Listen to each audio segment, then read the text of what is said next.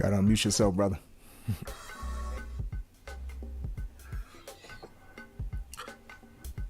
All right, all right. Ladies and gentlemen, kings and queens, boys and girls, welcome everybody to the Return to Black Broadway podcast show, hosted by yours truly, your man Ray Gideon Peoplez in the building, and my main man, AJ Throwback in the building. I switched up on you. Yes, he did. Also, we got my man with the plan, my brother from another mother, my fellow SE3 brethren, Jason in the building one time. Yes, indeed. We're going to get into it. Like you said, we got more of the flavor that you want to savor. DC, stand up. Yeah, the whole time is lit, as y'all know. So we're going to get into this show one time and, just unpack some more of this R2BB Cypher Jam and more of the history and the culture and even the, the now and what we're looking to for in the future for the return of Black Broadway and for just, DC and the DMV as a region. We putting it down big one time for the town and beyond. You hear me?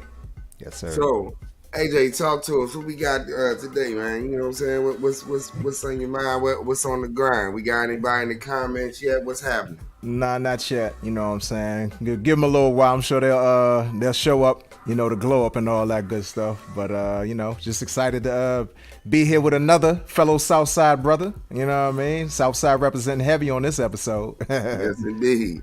Yes, indeed. So. Yeah, definitely. Welcome, brother Jason. We glad to have you here, man. Thank you. I appreciate y'all, throwing the invite. Absolutely. Yeah, man. So, Ray, you want to start this one off? Yeah, man. So, Jason, like I was saying offline to all the people, everybody, this particular conversation is near and dear to my heart because this brother was chosen to be a part of this for a specific reason.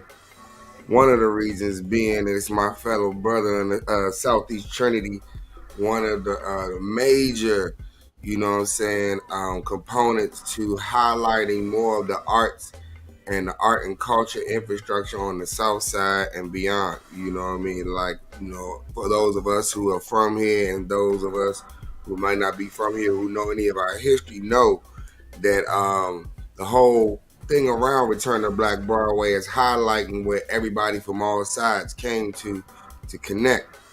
But, unfortunately, in our previous history, the South Side did get not as much highlighting. Most of what they highlighted about us was negative. And so Brother Jason was very instrumental in helping to change that, image, and he took the heart and the warrior spirit of the South Side and used it for a positive, shift in our region of Southeast, and then connected it to other places outside of that to just make the infrastructure stronger. Uptown has long since been known, clearly with the Return to Black Broadway initiative, for creating a beacon of light and a flag, if you will, for our town and our region. But Brother Jason has been very, instrumental in just pushing that, the new narrative out there about the South Side, that the rawness that we have can be used to be cultivated something, beautiful and powerful, and a voice that needs to be heard. So once again, give it up for Jason in the building. I appreciate that. That sounded, you made me feel like I've been doing something with my life. Hey man, you definitely been doing something in my book, brother. I don't know what everybody else want to say, but I can speak for me and then most of the people I'm connected to and that you connected to and beyond. You definitely been doing something, brother. You made me be proud to be from the South Side for a whole different reason. That's what's up, man. I'm just, I'm also looking at what y'all doing with Return to Black Broadway. I salute that and keeping the culture moving forward. So that's really by default. Even though you kind of like saying those things in the praise for like accolade type of way. But I mean, really, we just been doing what we've always done, and creating art. Just representing, our culture and our lifestyle. But there hasn't been like a specific emphasis on, like purposefully like represent like, oh, I'm representing from Southeast. It's basically, it's just where we at. And our voice has definitely been marginalized, and not even just artistically, but just politically speaking. Ward 8 is always the bottom of the barrel. And, as far as education, we're always considered bottom of the barrel. Economically, so it's like, we got a bad rep. And, it became a point where, we were fine artists, but we always had to leave where we were at, to go to the galleries or the museums or the shows with, bigger name artists. You always got to go downtown or uptown or, Maryland or whatever. So part of our agenda has definitely been to create fine art east of the river for our communities, because, art is healing. And, I think artistically, it could be helpful to a community. And I think everybody understands this, but maybe not, in a way that would bring you like funding but now it is, now it's different. Art's getting funding now. So I'm just happy to be a part of this new wave of artistic movement coming east of the river to Anacostia in particular. The city, officially recognizing Anacostia as an arts district in Washington, D.C. And that's a long time coming for that. Yeah, one. Myself, and like, we've been flying that flag for a long time. So for it finally to get acknowledged, feels good. Absolutely. Yeah, man. I definitely, I agree with you, and couldn't agree with you more, brother. Like, just to even see how that is even highlighted and fortified in the way it is at this point is just, really a dream come true for the South Side specifically, just because of everything you just spoke on. And, and all of us here present have been a part of that fight and a part of their movement to get it to that point and flying that flag, like you said, for a long time, even from being youngins. I know the arts programs and the sports programs is what eventually pulled me away from the street element long enough to have something else on my mind. And so, like, definitely, man, like, it makes a difference. It makes a difference in these kids' lives. All of us have seen it firsthand. Yes. And it makes a difference in adults' lives, because as an adult, man, while you're adulting, you need some art to balance you out, man. You need to be able to slide down the street real quick from your house, check something out like they do uptown when they walk outside and it's popping with something that, exciting or, maybe enlightening or empowering, whether it's a library or whether it's or whatever, that's connected to the arts happening, like you said. So I really appreciate the work that you've done in such a way. But also to tie into our whole theme with the return to Black Broadway, because also a part of Black Broadway, as we previously discussed, is the history of theater that has been, laid down, and then even extending all the way down to the part of U Street that meets with where it's starting to turn into Florida Avenue and cuts off on the side street to the Howard Theater. Then we go back to the Lincoln Theater right on U Street. And different other places and so on and so forth. But, also, Brother Jason, has been very instrumental in, solidifying the theater arts culture specifically, and how it's tied to the music and the painting and the dance and the instruments and all the other different programs that we know the fine arts offers.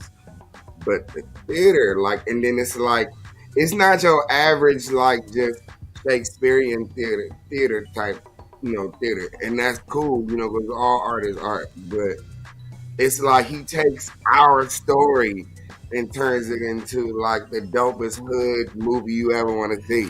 You know what I'm saying? But like with a whole bunch of different themes and messages and culture splashed in. And I'm taking time to give you your roses while you can still smell them, brother. So I ain't hyping or sicing, or as the kids say now, capping. This is all real history. You can look it up, you can Google it, you can see pictures of it, videos. We all was there. You know what I'm saying? Like, it happened. So, like, really though, seriously, man, it really makes a difference. And so speaking of, talk to us a little bit about some of what inspired you to, I guess, incorporate theater and film in what you were doing beyond just being a musician or a rapper or a poet or whatever, or a leader of the movement. Well, I mean, first off, I appreciate your acknowledgement and your perception of what I'm doing. That's appreciated, brother. What I'm saying? I appreciate the acknowledgement, first off. But I guess I mean it's kind of deep, but it ain't, right? So it's like theater became I was in college, is how I got into theater, and I was in college for filmmaking, but in filmmaking you got to take directing class, and so I had to take a directing class, and my directing professor was the director of the school play at the time, and so she was like, I want you to audition for this role. And I was like, that ain't my thing. Like, I don't do, what I'm saying? I just got to take this class to get, what I'm saying, to do my film joint. You just trying to slide off with the A and keep it moving. Right. And, so, but at the same time, I was just starting out, like trying to be an MC, right? I was just starting. I was like, it's like my first or second year, like trying to like put a tape out and, rap in public. So I was like, damn, being in this theater class, it'll give me like stage presence. So I wasn't even thinking about learning it from an actor's perspective. I was just like, oh, this will help me be a better MC.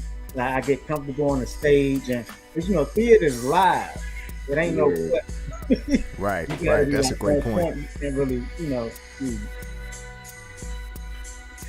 But that's how theater got incorporated into everything I do, because I was really a student of theater. I was just like, I was just seeing the usefulness of how we could help you convey information and messages, and whatever you are attempting to share.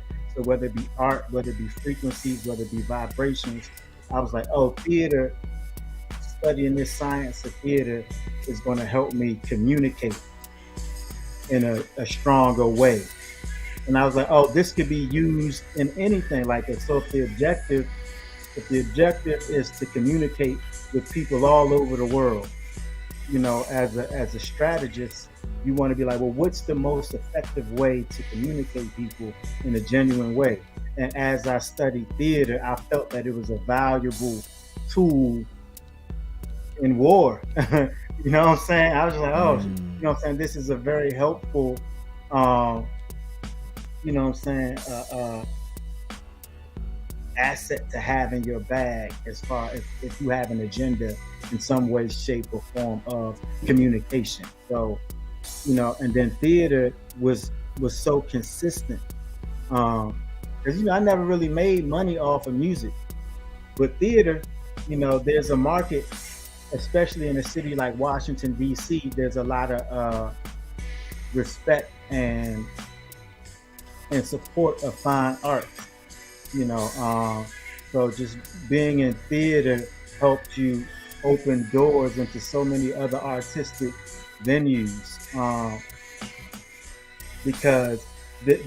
the disciplines are all kind of tied in, especially if you have a person that has studied the different disciplines and see how they intertwine and connect. So, yeah, I basically just anything I do, I just try to throw everything that I feel like I didn't, benefited from or have been effective with. I throw it in there, like this show that I got coming up. Like it's poetry, it's music, it's I don't, and I'm not saying me. I'm just saying so there are no rules to art, and so I just utilize what affects me, um, and I share it and see whatever people think. Yeah.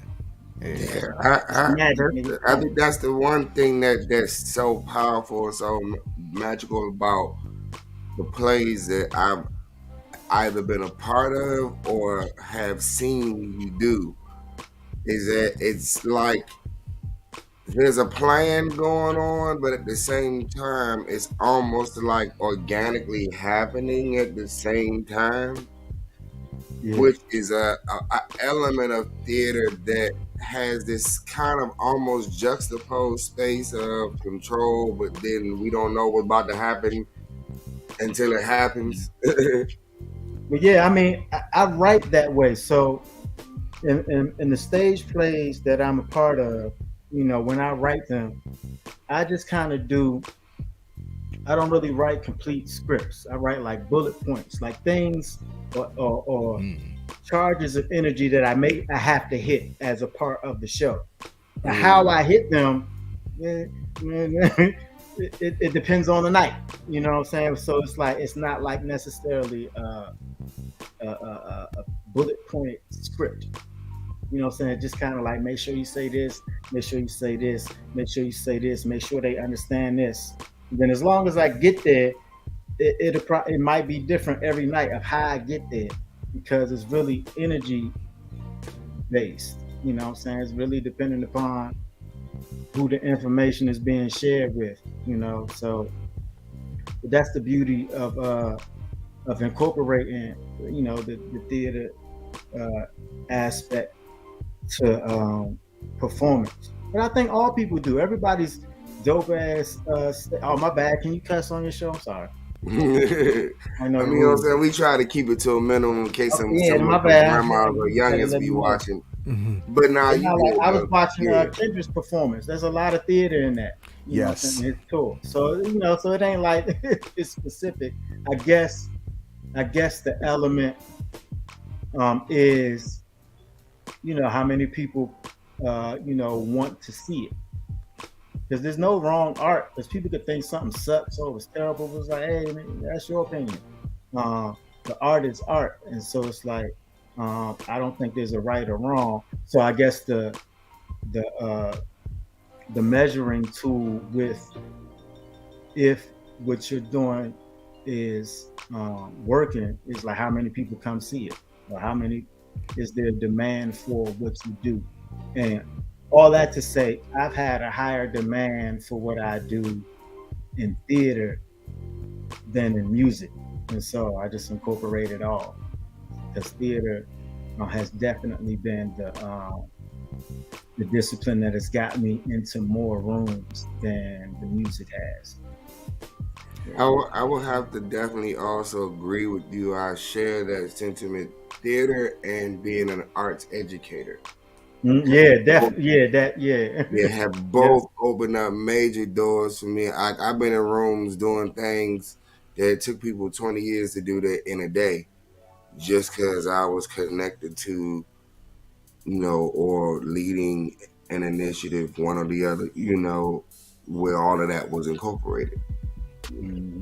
Yeah. And I made a decision similar to yourself a long time ago, not to make my main bag the art that I create for myself. Yeah. And when I say for myself, not necessarily that it's about me all the time, but for myself, meaning that it's for what I believe the Most High told me to say as to communicate. And I never wanted that to be controlled by the powers that be based on the need for, financial gain. And so I made it about all the other things that I was blessed to have skill set and gifting to do, and took time to hone craft and to be my bag. And then my art is just me doing it however I see fit, based on the Most High, based on the people that's on my squad that I trust, that have, wisdom about how to approach a thing, And so that's one of the things, interestingly enough, that that's actually what made me really drawn to you as a brother, and even to SC3 as a movement, because that was the whole way. Like, I would say me and Jason are probably the more militant when it comes to details than most of the people in the squad, because once everybody's in the vibe and the overall understanding what we doing is happening, it's just like everybody it just goes. You know what I mean? But like, I'm probably the one out of everybody that's the most hype, you know what I mean, so to speak, about, are we gonna do this? And what about this? And how we gonna do that? And Jason was like, yo, we already got it together, homies. We just about to do this and do that. All right, you ready? Cool. And he stepped off with like he didn't even think about it no more, even though his mind is probably gone. But the dude always looks super cool and in control about what's happening. And I always respect him to mind that strength. That it's like, which actually brings to me, I'm gonna slide this in here. I was gonna wait to go right here, but I feel led to go right here. When I talked about why Brother Jason was chosen for the R2BB Cypher Crew, and for the whole, being a part of the documentary. Like, we covered on the first show how each person was chosen with a purpose. And there's a certain type of general warrior-like spirit and a certain type of organizational gathering ability that you have that harness that energy we're talking about into a space, and you can have multiple people who are drawn to that, who want to, rock with that, and you get shoulder to shoulder with that naturally. You know what I'm saying? And so it was like, I knew, speaking of what you said about war, brother, I knew that in order to go into this type of initiative, we needed more than just artists, we needed warriors. Because the Most High told me that this is not just a highlight on our history and our culture and on the Renaissance and on what we're doing now and on being trailblazers and trendsetters. It's a standoff with spiritual powers that have been trying to block our destiny for centuries. So there's a depth and a profoundness in the way that you move, brother, that speaks to that sentiment. And so, like you say, you sharing it with the theater. So, okay, so talk to us about, real quick, give us since I've been kind of hinting at it, give us a shot of history on SC3 real quick, but then also tell us how it transitioned into being focused more on theater, and how, the different projects that are music that come out from that is centered around the theater and the film now more so than the other way around. That's a lot. Yeah, that's a lot. SC3 history in a nutshell, and how the transition for the filming and stuff happened with that. All right, I'm trying to streamline this. But so I was producing a couple shows in LA for BET, and I had a couple ideas that I wanted to, shoot myself, because I could get gigs, but they just wanted me to produce the shows for them. They were already shows that were developed, and they was like, yeah, we just need somebody to do these joints. And I did a couple like pilot joints, and I was doing pretty good, but it's like I really had a desire to get my own stories out. I really wanted to, like, yo, these little shows are like cool, but it's like I didn't feel like they was benefiting, like, to be honest, just our people. I just felt like they was just like little filler shows, music video shows, countdown shows, and I was like, they not really helping us per se. And so I left LA, came back to DC, because I was like, if I'm gonna start my own company, I can't do it from LA. Like I don't have no foundation there. You know what I'm saying? I was just really out there working. I met some cool brothers in Inglewood though. That's my folks over there in Inglewood. But anyway, Shout so out to Inglewood. yeah, because I was in Hollywood, right? And I was just like, man, it's crazy in Hollywood, like crazy. It's so superficial. It's like it's everything you think Hollywood is. You know what I'm saying? Like that you hear about. And I was like, man, it's weird. It's weird. But I was like, oh, I had to find where the black folk was at. Yeah, you gotta find all the cool. I was like, so I got comfortable in Inglewood. I was like, oh, okay. This is like the real people. But anyway, I came back home, and yeah, so that was basically it. So I started off trying to, I did a couple mixtapes. The thing that I did when I came home, that kind of got a little bit of support and buzz. I did this mixtape called Capital City Chronic, and I had like 30 different artists from all over DC be on it. So because when I came back from LA, I was like, if I'm gonna come home, like I don't want it to be like me. I was trying to get DC. Every artist coming up in DC goal is I'm gonna be the one that put DC on. But I was trying to do that. It ain't have to be me. I was like, somebody out of these 30 people I get is gonna be the one that blow. You know what I'm saying? And what made that joint like a hood class in my hood, that's a classic in my hood, right? But what gave it that is that shout out to Raheem Devon dropped the track with me on that joint. You know what I'm saying? I was just back. You know what I'm saying? He was just starting to blow, so it was just a good look. And then the people like in the hood on the south side, like, man, he got Raheem on the track, and so it kind of like solidified that tape to make a lot of people listen to that tape. And so a lot of people in the south side still got that tape. They can recite the lyrics. So it ain't like a DC classic, but in Southeast, that's a classic. But hey, anyway, that Southside classics work though, yeah, bro. But you know what I'm saying? But that gave me the confidence. So then I shot my first film. It was my student film. But and that also is a classic in Southeast, because a lot of people were showing me love because they knew I was on BET. I left BET and I came back to start my own company. So I had like some support. Like in my student film, I had like Red Grant was in it, Billy the Kid was in it. You know what I'm saying? A lot of people that had roots, in the city and industry and all of that was showing me love. Like, they believed in me. And so eventually, with the film came the soundtrack. And then when I got back, I was in a go-go band when I came back. That's where I met Duff in the go-go band. What was the name of the go-go band? Black Love. And matter of fact, Tony T was a young band when I first got there. The manager, they was switching from the bounce beat band to the Grown and Sexy. And so he's like, man, I need you to, we about to transition from bounce beat to Grown and Sexy, because that's the thing with Black Love, like Tony T and all them, they were still like in high school back then. Mm-hmm. But yeah, and so when I came, so that was Southeast Trinity, like that was the company. I did the mixtape under, I did the film with Red Grant, Billy the Kid, and John Johnson. And then from there, man, I just tried to put a lot of artists who I felt had something to say that was relevant to our culture, to our people.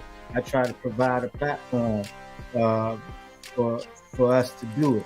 Like my first ever artist ever, people don't know this, was Davina.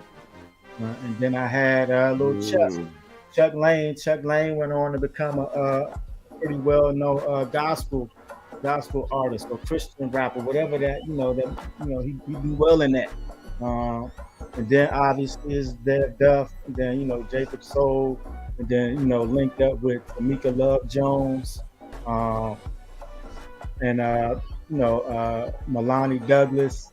So it's just like the artistic ball just kept rolling, and a lot of people, and we not just artists, like all of us, we raising our children together. We formed somewhat of a community, that started in the arts. So could you talk about the evolution from, Southeast Trinity doing like the music? So it's like everybody's just so artistic. So, my homeboy John Johnson, we basically run all the theater through him because he's just a genius in what he does. And so people, I've always been a film guy, so I was always going to do film one way or the other.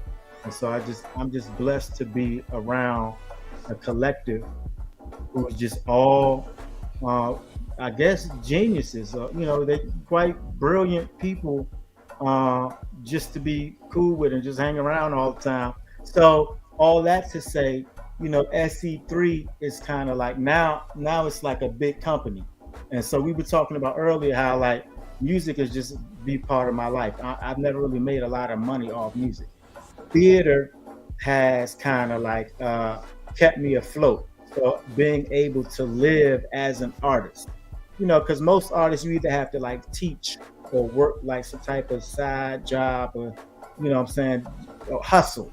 You got to hustle if you're just going to be an artist. Because this all this stuff they don't teach us in school. It's like, how do you do it and you not have to be like a superstar? But I live as an artist. But a lot of that has been to my dedication to theater, because you got to capitalize on the type of city that we live in, Washington, D.C. You can find a niche in a city like this, in a city, because a lot of cities don't have like a market for artist survival. Like, you're going to have to go to Home Depot or, do, Actually, Home Depot ain't a bad job to have, though. Like, if you own a house or like that, comes in handy. But anyway, man, back to art. So there hasn't been like a purposeful transition per se, Renard's to film. It's just like, but film has been where the most financial interest has come. So that's kind of how it transitioned to like, how did, Southeast Trinity go to SC3 and how did SC3 kind of just be focused on like films. It's kind of like that's where the money went.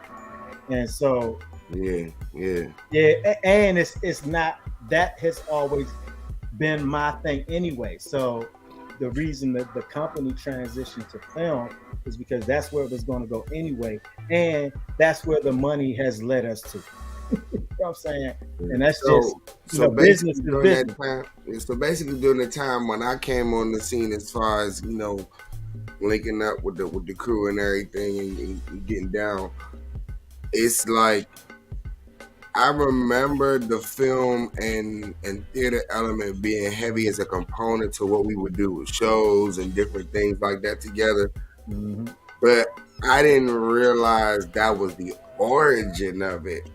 I didn't come to understand that more till later when we were talking about working on my album, and then we started discussing the focus on how you were really about to transition some things in the film, and how you were tied up with a lot of that. So we were trying to discuss a time frame of when it would be feasible for us to really dig into my project. But that was when I really understood the deeper part of your vision around how that was always the main thing. And it makes sense because every show that we did as a squad, it was like watching a live theater, you know what I'm saying, but just with urban and soulful music. Like, and so the thing that I didn't understand either at the time is how much it takes.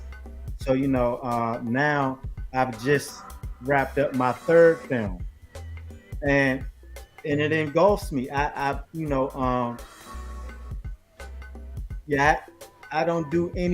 don't multitask projects. So whenever I'm working on a mixtape, I'm working on that mixtape. Whenever I'm working on an album, I'm working on that album. Whenever I'm working on a stage play, I'm working on that stage play. Whenever I'm working on a film, I'm working on that film. And with that said, as our budgets started increasing and we started working on bigger films, it was like, oh, this takes a lot of effort, a lot of time, and also being mindful of the things that needs to be discussed more are like of my health, like how much time it takes my body, how much sleep I need to get. Because when you're on film, you 14, 16 hours sometimes, and sometimes overnight. And it's like, when you still, raising children and still have to live a life, and you have to be mom. And I learned that after the second film. I was like, yo, I gotta manage my time and my health and my body. I have to factor that in to the production schedule. And so you learn these things as you go, and it's I learn how, and subjectively for me, I pour a lot into my creation process. And so that's why I don't work on side projects at a time. And I ain't saying that's good or bad, but that's just how I function at my best. And so during those times that you speaking of, that's when I was in conversations about scaling up on film production. I'm like, that's gonna take a lot. And so I ain't do nobody's album. Yeah, no, I remember. I had a couple people on deck. But I think Tamika had already had her album done. Yeah, so it was easy to package her and get it her was ready already to go. She had already recorded. It was already, so I think all we had to do was like the photo shoot and the push out. So it was, what I'm saying? So she was already done. Nah, but I remember you had to shut everything down as far as a production of albums all the other period. I remember that whole thing. Yeah, I definitely Yeah. But it worked though. To my credit, I was right. Absolutely, 1000%. It worked. Yeah. It's the timing, and speaking of to that point, that's another thing that's tied back into the whole Return to Black Broadway movement, is that it's the timing in which, because it was the time for us to reconnect when we did. It was the time for us to catch up with each other at the Up and Up.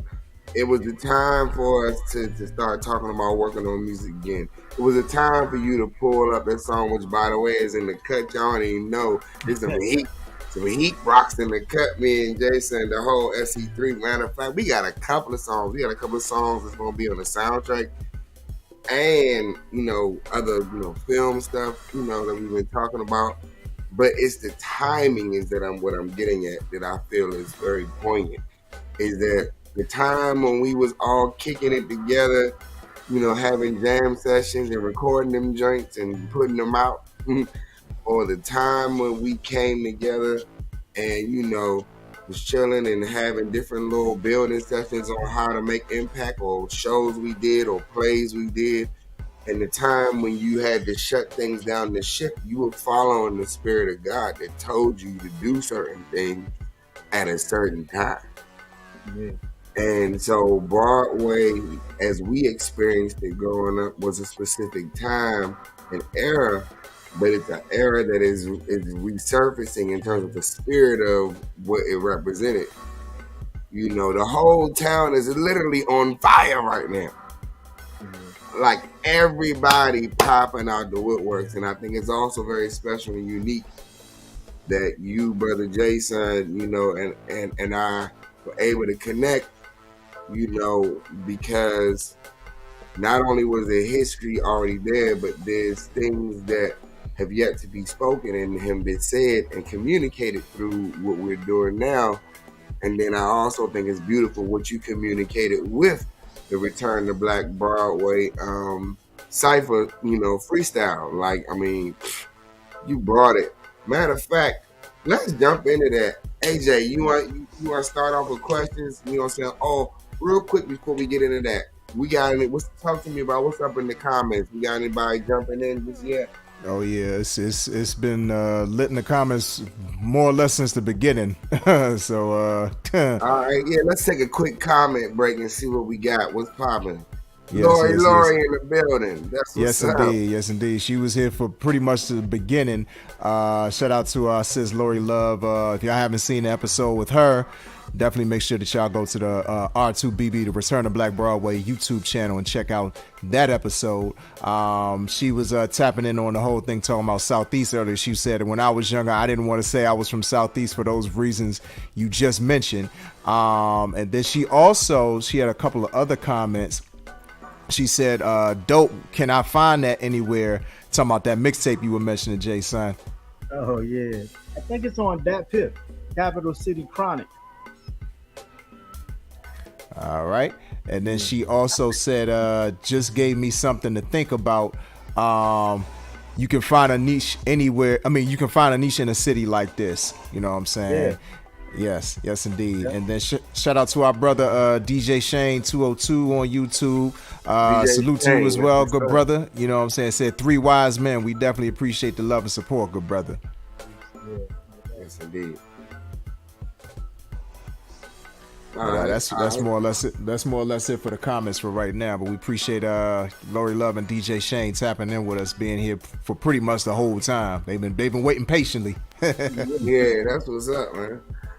Hey, so yeah, like I said, let's hop into your verse real quick. Well, first, talk to us about what your experience was, you know, when we were coming up with the whole Black Broadway, aka U Street experience. Like, you know, what was your first jump in, and how did it influence you, and then how do you feel like you have influenced it, you know, as you come into your own? I'm just humbled that I was asked to be a part of it, man. You know, I'm not really, I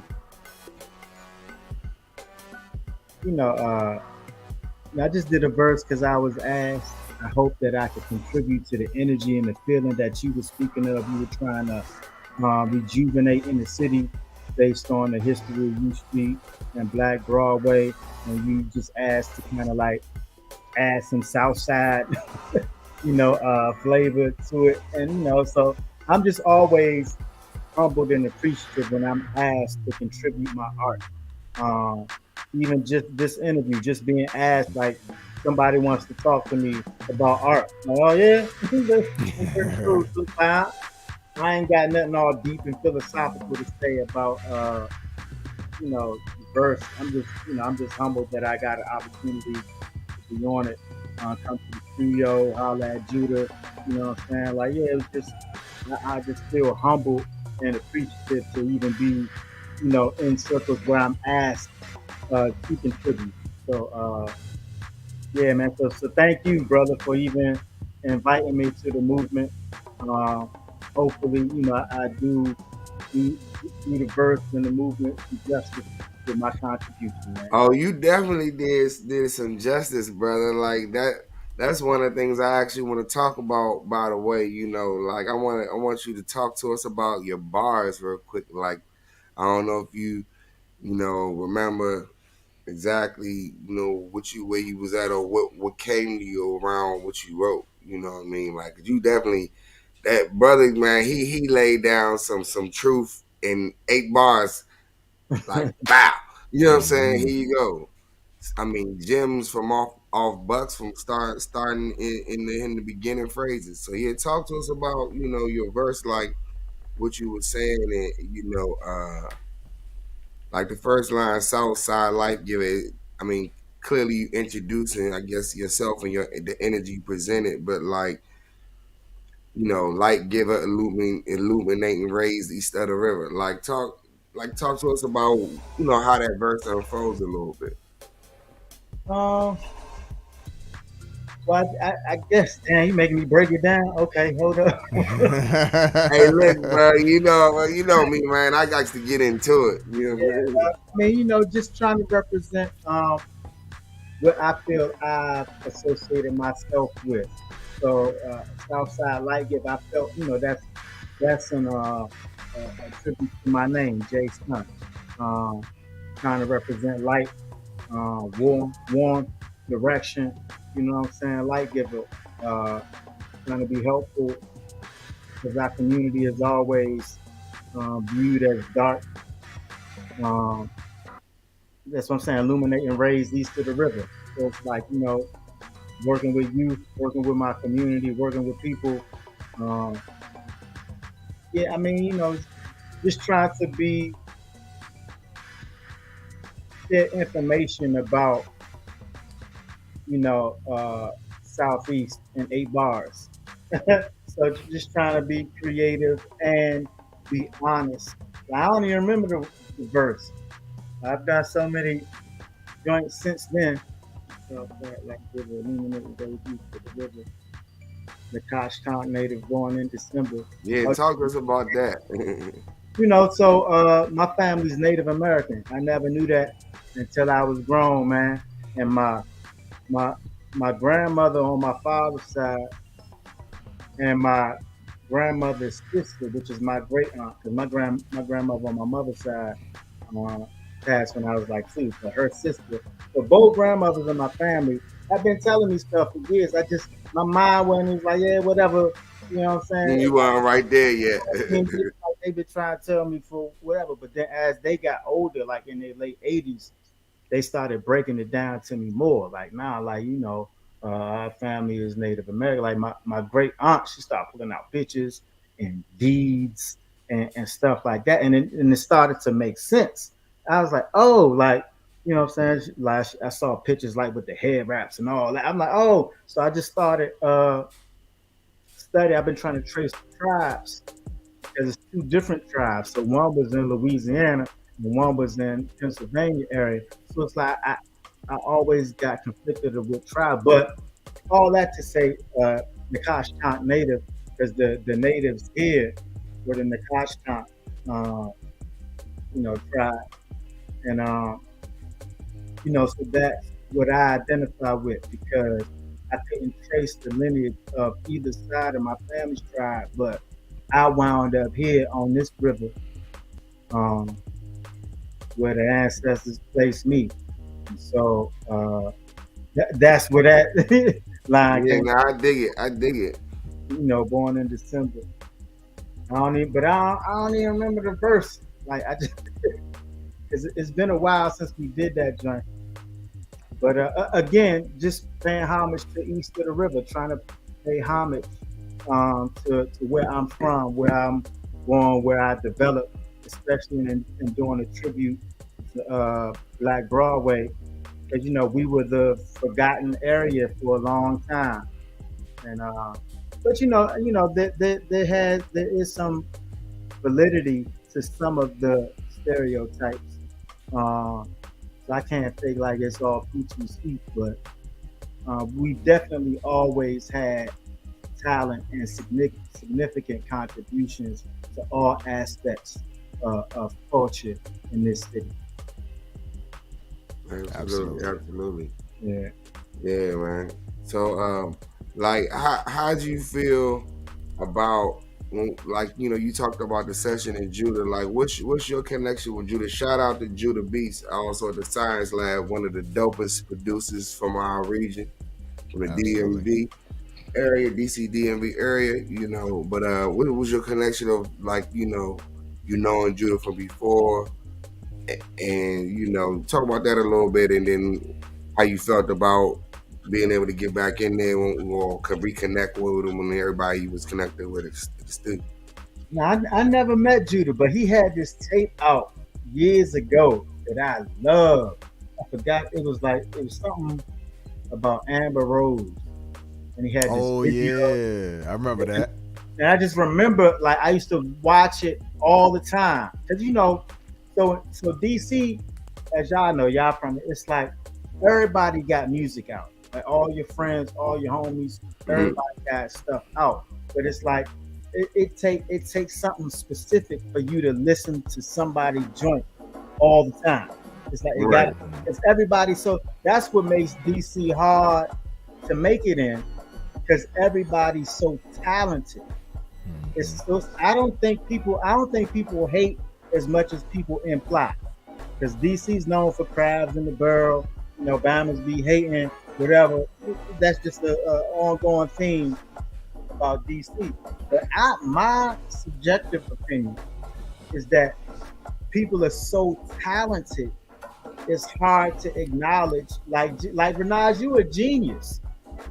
You just a dude though. It's like yeah, but like if you were somewhere else and people could see what you could do and create and you know what I'm saying, and juggle life and everything else, you know what I'm saying, you'd be like the king of the tribe somewhere. You know but because you in DC, you recognize. It's like yeah, right, yeah. Now I definitely you man what you know that could kill it. Like and that as an artist in a market, you know, I think we don't acknowledge how talented people are, right? So all that to say, Judah had this one song that I would just listen to all the time, and that was my first time ever meeting him. So that was our connection. I was like, bro, I used to listen to that song. He was like, yo, and he was like, that was the tape that kind of got him on. And what you know, in bigger, you know, in bigger rooms, bigger conversations, like that was the thing. And I was like, bro, I used to bump that stuff. But there's very few people that I intentionally go to my playlist and like, bro, I'm playing this. And that was one of them, you know, especially with all of the famous people that's out here cranking. You know what I'm saying? Then it's like DC has its own, you know, like universe or ecosystem of artistic, even in theater and TV and music. Like everybody's so talented, bro. Like people are just extremely gifted in this area, and we just see, you know, and we just everyday people. Like, hey, what's up? Hey, how you doing? So, you know, so that was the connection to Judah. He had this one song that I was just play all the time. So I knew who he was, but I never met him. Wow, that's dope. Yeah, well, that was the first encounter. Like it's like so dope to me. Like when you have an encounter of meeting someone that you always either looked up to or just very much so respected as far as whatever they contributed to the culture. And maybe they got out and were more, you know, solidified or more concrete in their notoriety or in their progression further along than you. And then later on, when you get to a different point, you get to meet them like they the homie. That's so dope to me. Like that actually happened to me a couple of times, even recently during this Black Broadway project. Like I had never personally ever met Stinky Dink before.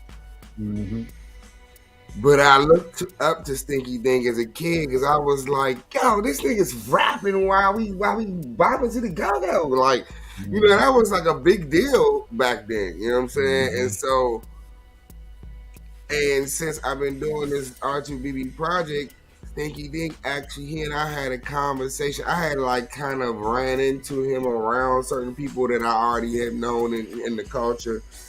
But he and I had never actually personally had a conversation until recently at the record pool mixes joint that Nonchalant and Eddie ST had thrown. And me and Stinky Dink at that particular time actually talked. And then he was just like, yo, oh, that's what we doing? Bet, I'm with it. Yeah. And I was like, what? Like, I called my wife immediately, like, babe, Stinky Dink just said he trying to be on the project. He rocking with it. Like, because for real, as a kid, this dude's a legend in my head. You know what I'm saying? Like, and still is to me. Like, Stinky, and for people who don't know, Stinky Dink got bars over beats that ain't just go-go either. That's the other misconception, that the only rap that we do in DC is over go-go. Even though, by the way, you can always tell somebody they got bars is from here because there's a certain swing in the way we hit the pocket.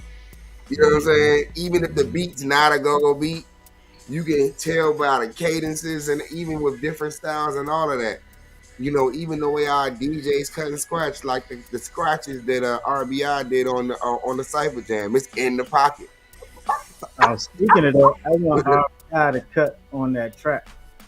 Huh? On the grounded track. Oh, on the ground. Oh, yeah. At the end of the verses where it's like space. We supposed to get RBI to. I'm sorry, podcast. We just started talking about some random stuff. I'm sorry. I'm trying to. Nah, you good. Nah. Honestly. Speaking of RBI, we need him to do some work. No, but you know what? That's organically cool to me, brother. Because actually, it gives me a quick moment to shout out my brother. Shout out to DJ RBR, one of the dopest keepers of the culture in the DC DMV region. You know, my man is all over the place. He's in hip hop museums. He's doing, you know, workshops. He's spinning at night. You know what I'm saying? He's on projects, soon to be on the Grounded track, featuring me and brother Jay Son, SC3 one time. And we also got another dope joint called Build the Altar going on the R2BB soundtrack that we ain't even, that thing right there. I can't wait. We actually about to, you know, go in the can and wrap that up soon. You know, excuse me, all over what you were just saying about, you know, you talked about being in go-go bands. Excuse me. You talked about being in go-go bands. You talked about, you know, the theater and how it's interwoven in everything we've done with the fine arts and with the different things. You know, also about how you built your business around that. You talked about all the different people we've been affected by, the people that we've been able to influence, the generations that are connected. That's really what Return of Black Broadway is about. You know what I'm saying? Like, because there's so much history from the 20s all the way up, and then even other parts of different eras that AJ highlighted, and you also touched on some ancestral things around how our culture is interwoven. Jason, is all connected to the whole point.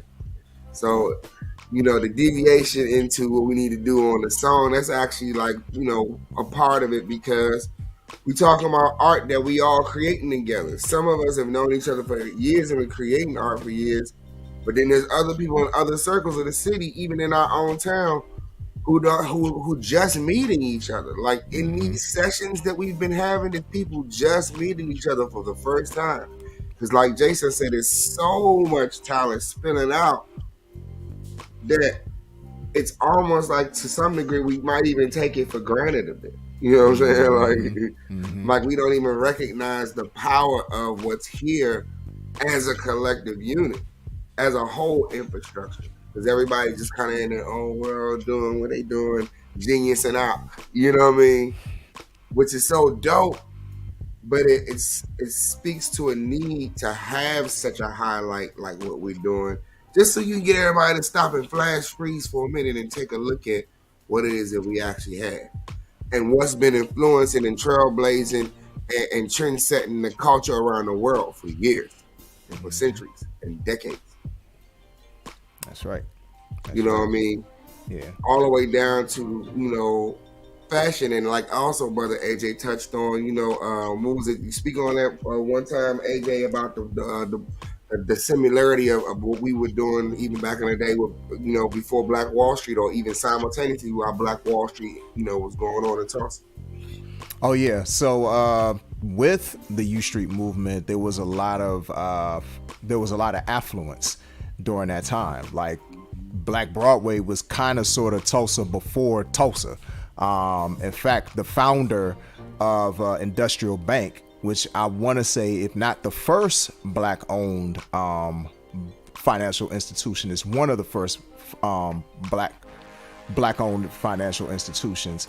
The founder, he spent a lot of time on U Street. You know what I'm saying? You had a lot of people at that time who were really heavily into investing into the community and making sure that there was a lot of economic development during that time. Like Black Broadway was very self-sustaining at that particular time, and it was one of those centers and hubs for not only financial freedom, but also it was a springboard for a lot of social and political thought when it came to how the Black community looked at a lot of things. So it was a hub for a lot of power at that time. Yeah.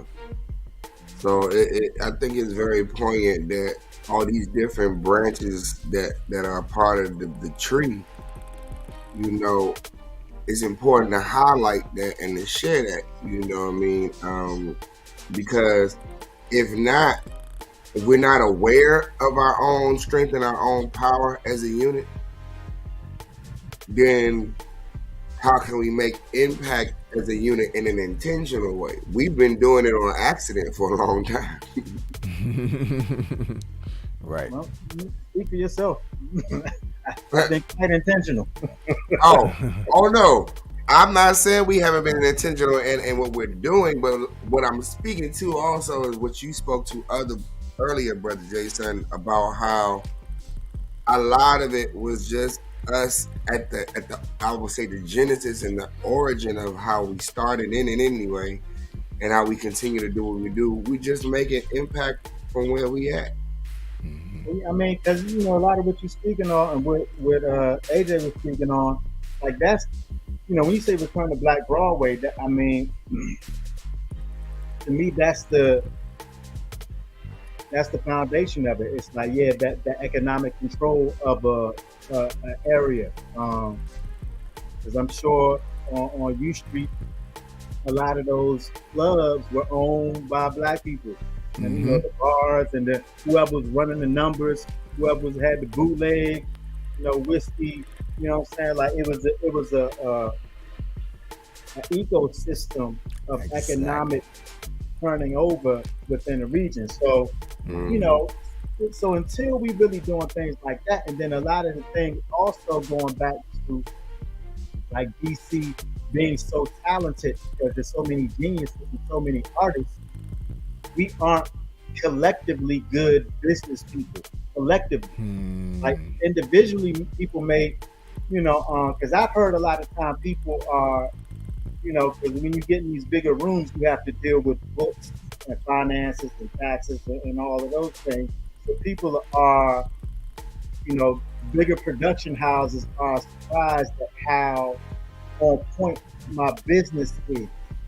And I don't think a lot of companies, based in music and entertainment in this area are compatible with doing business with each other, which is really the only way you can get to the point of a real return to Black Broadway in the tangible sense of where you're creating an oasis of arts and culture where the money's turning over, and what I'm saying, there's a small business economic ecosystem that drives an area.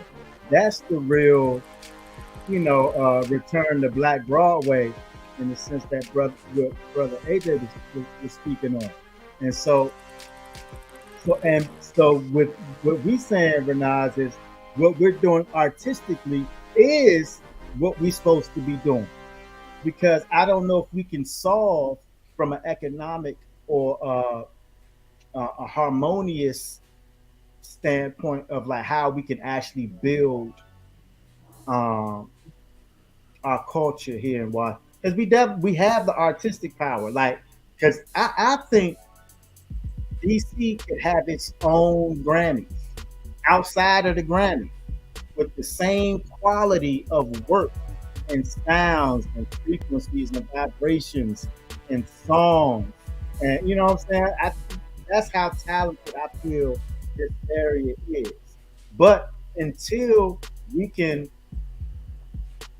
control a theater, or let alone two theaters and a restaurant and a lounge, and a amphitheater, and what I'm saying, until we can really do these things, until then, let's just make art, and hopefully the art can contribute to our children and their generations when they partying and vibing, and what I'm saying, and the frequencies and vibrations that we're transmitting in our art carries over into the culture. And they be like, yo, we need to buy this theater, or we need to buy, these 3 buildings right here, and actually know how to do it from a business standpoint. And I think our generation, we've done the artistic work, but I don't know how tangible, the real return to Black Broadway, where we're starting to acquire land and relationships with policy and legislation, and what I'm saying, where you creating culture, what I'm saying, like that's which we should be focused on. But listen, part of that thing, part of the whole aspect of doing the documentary and the soundtrack for it is to highlight all those different things, to bring it to light and to make it a conversation that gets us thinking about how we can possibly approach that goal, because it does require financial infrastructure in a way where we can all work within a certain space together to achieve a larger goal. So part of how to prove that that could be done was me doing something as simple as, okay, hey, look, I'm gonna book this session, which means I'm paying for the larger amount. Everybody bring in between $10 to $20, whatever what you got between $10 to $20, to help offset the cost of the session. The session was paid for by everybody that showed up. Mm-hmm. Yeah, but yeah, we had That's just a small level though, so it means on a larger level we can do that same thing if we put the right think tank together to approach such a thing, and to use some of the other things like the theater and our clothing lines and other things that we all have at our disposal as far as our different streams of income to help create revenue for ourselves and our families, but then also create a pot for how we can build an infrastructure to co-op our resources and finances and stuff together to push such an infrastructure. Because it's been done here before, which means that we could do it again. Mm-hmm. You mean the first Black Broadway? Yeah. Yeah, but I mean, I'm just playing devil's advocate. No, I love it. I love it. Please bring the information. Yeah. Well, only because a lot of us, as have been in the same rooms for years and years and years at a time, and a lot of the thing is in DC as artists is that we don't support each other, right? And so a lot of it goes back to being able to do business. Like we forget how important that is. Like, because we have the greatest artists in the world. Let's just say we got the greatest artists in the world. But so even me running a business, right? I'm very meticulous about my business. So I subjectively, personally, I'm not going to do a lot of business with a rack of people that I know. They're excellent artists. They're excellent people, and I love them with all my heart. But I'm not doing business with them because business is how you thrive. And artistically speaking, business is how you continue to create your art. You know what I'm saying? So it's like I could love somebody and artistically have a superior bond with this person. But in order to create infrastructures and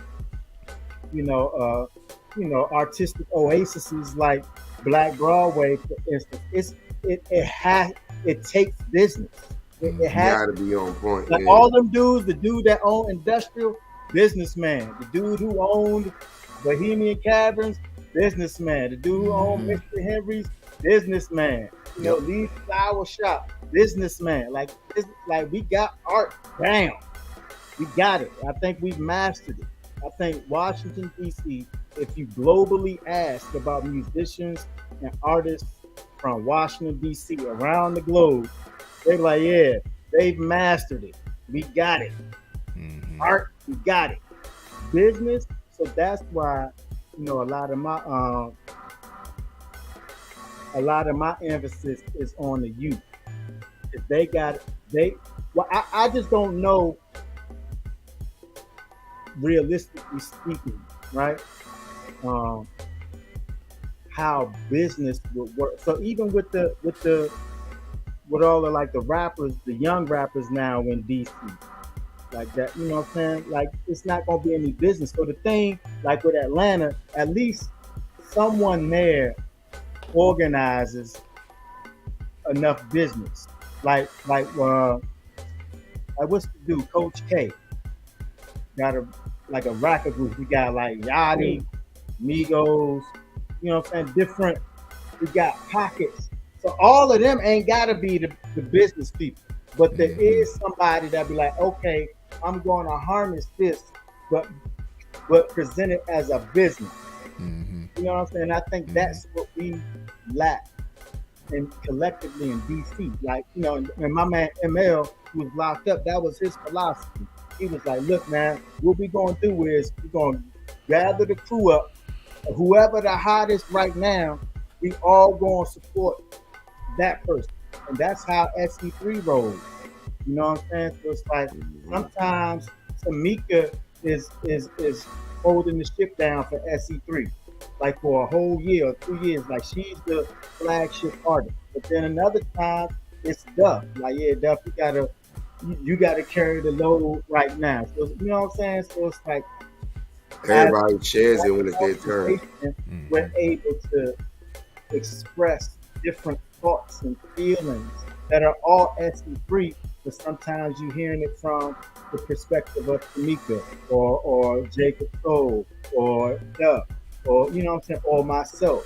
Or you know what I'm saying? So and I think in DC, you know, if we could focus on like this should be another podcast saying the business of Black Broadway. You know what I'm saying? And then like yeah, how do we work those things into existence? 'Cause, you know, I'm just at the point like I don't know if anybody could convince me to do the work that it takes to really return to Black Broadway in that real way that we discussed as far as acquiring things. So, but what I can do is some art.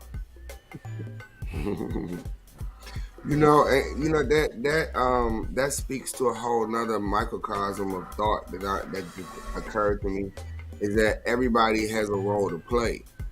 Just like AJ, you name certain people who were tapped into it on a business level, but not everybody was doing that. While those people were organizing and orchestrating and solidifying infrastructure from a business standpoint, somebody else was dancing on stage at the same time. Somebody else was putting together the band for the music, and that's all they focused on, was making sure that was together. And then especially back in the 20s, because everything back then was sheet music. You know what I mean? So they putting a whole big band arrangement. They focusing on sheet music scores. I don't know if y'all know, but writing a score is tedious work. So I can say that from personal experience. Writing a score for a big band, one, you know what I'm saying, composition. Not talking about a whole play or a whole movie. Just one. Imagine doing that for a whole entire play. Or a whole entire short film or full-length movie. My point I'm making is each role has a certain level of detail and skill, and I even go as far as to say gifting and anointing that is only given by the creator and only harnessed by those who recognize their power. That's right. That's right. You know what I'm saying? And so it's uniquely fit together, you know, for a purpose. So maybe my role was to gather all the people who have the voice to say what needs to be said, to make the people who are the movers and shakers, who know how to come and say, hey, y'all, this is how we do this, to make sure this is a revenue infrastructure, boom, boom, boom, boom, put this together, bop, bop, bop. All right, and then everybody has a clear understanding of what they're doing and how to approach it. Just like we've all been in seminars about how to be a better artist, how to be a better, you know, business financier, how to be, you know, an investor. You know what I mean? Especially at our age, we've got to the age where these types of things are important. You know what I'm saying? Like, because we're thinking about future. You know, especially for those of us who have, you know, wives and or children. You know, so in this same conversation, I absolutely agree, Brother Jason. We need to focus. People, everybody listening, we need to focus this time around on the business infrastructure as a whole. Not what you can do on your corner and your block, but what we as a whole can do, what we all contribute. Even if your role is not that you the business brain, partner with someone who is, and be humble enough to receive what they have to offer about how to do it better. That's the other thing I want to speak to us as a town. We're strong and we're geniuses that don't even know we're geniuses.